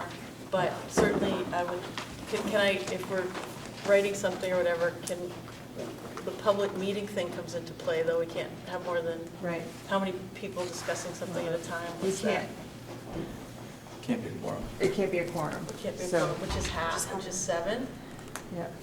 So it has to be, But well, I mean, I would be careful, you know, going right up against that. right. Because we have members of our community who watch that closely. So I would be very cautious about. So if I were to say, hey, what should we present from tonight, people could email me that or no? Ideas. Or go through Dawn. Yes, people could send me ideas like, hey, this would be a great thing to mention to, in the communications out about tonight's meeting.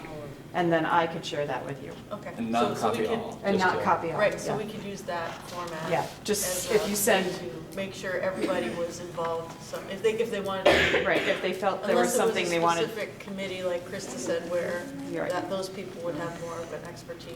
Right. Okay, thank you. Okay. All right, so all those in favor of appointing Kristen as the communications secretary, please say aye. Aye. Okay, update from the community engagement committee. Is there anything else that you would like to add? We're doing it. All right. Are you expecting all board members to attend the 5th and the I think it would be very 17th? valuable and important for all board members to Okay. attend. So we'll probably have to warn them if we're going to be Yeah. out and about together. And we can just work with Jennifer to get that agenda out. Okay. In all the right places. I mean, and all you would really will need to do is open it and close, and just Yep. cover our bases. Okay. But the middle of the meeting can be run like you've been doing. Mhm. Okay, all right. Is there a VSB update crib note section? Excuse me. The only update is that the executive director, as we talked about before, has resigned. They had an interviewing committee in early part of August and selected Sue Siglowski, who was staff, to take that position over, and I'm sure there's a transition going on with that right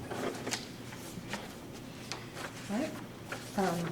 Next item, it was to give some direction to our VSBA voting delegate for the annual meeting that is in November. It can be as simple as to follow the VSBA recommendations, or? Yeah. So, as a board member, I've pretty much followed the recommendations of any committee or subcommittee or board that made recommendations to the board. The process went to regional districts, and then the final vote will be at the meeting November 3rd or whatever it is. And it covers a certain, about a dozen resolutions. It covers updating the bylaws to a certain degree. Some of it's pretty much Ts and Cs, and some of it's minor changes. But unless anybody has any burning questions with the way the board is positioning themselves and recommending themselves, I would recommend we just vote with it. Everybody fine? Yeah, Thumbs and up on you'll it? be at the annual meeting and you can. If I make it. If I don't break down, get lost. It's up in Fairleigh or something like that. Yeah. Yeah. Okay. Yep. All right, so we don't need an executive session. Is there any public comment? You hung in there, Christie. Christy Sumner, Lincoln. I wasn't going to say anything, I was just wanting to catch up with the board again, because I've sort of lost track of your meetings, but I'm glad I came. Thank you so much for all you're doing, I know how important it is. Just a couple things came up for me, so I'm glad I came to the meeting. And one was the plan, the 5 to 7 years, it's going to take a while for it to develop, and you know, what, we don't really know what that's going to look like year to year, how much we're going to move ahead. But this has been in research and been implemented in other schools in the state and also in the country, I think. So do we have any kind of, you don't need to answer this, but I'm just wondering, there must be some kind of projection of what people have seen before, so I just wanted to bring that up. The other thing was a Lincoln community conversation. From that conversation, it is true we don't have enough people out, even though that was a pretty big group for Lincoln. What I took from that was that the people even there don't seem to understand or even aware of the current plan. I mean, they didn't seem to know that we'd lost teachers or why the grades were set up the way they were in Lincoln now. Now that was, so I'm just wondering if there should be maybe an educational component each year that kind of lets teachers and parents and taxpayers know what's going on. A parent, I mean, they have to come out, they have to want to learn, but I think that maybe something more should be done to keep people apprised. Thanks. Great, thank you. Okay, does anybody have the evaluation of? I can do it. Thank you.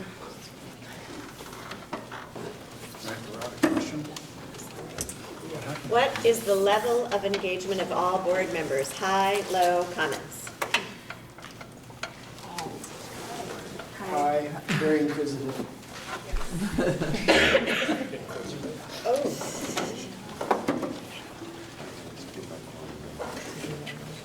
Sorry.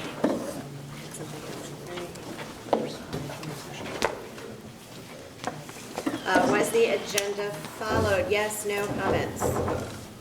Yes. How would you describe the board chair's effectiveness in establishing agendas and selecting materials for distribution to the board? Unsatisfactory, acceptable, good, very good.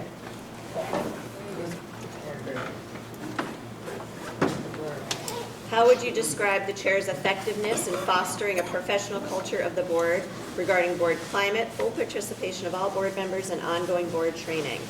Highly effective. Very good. Very good. 4 stars, okay. Other feedback for the chair? Happy birthday. What went well with the meeting?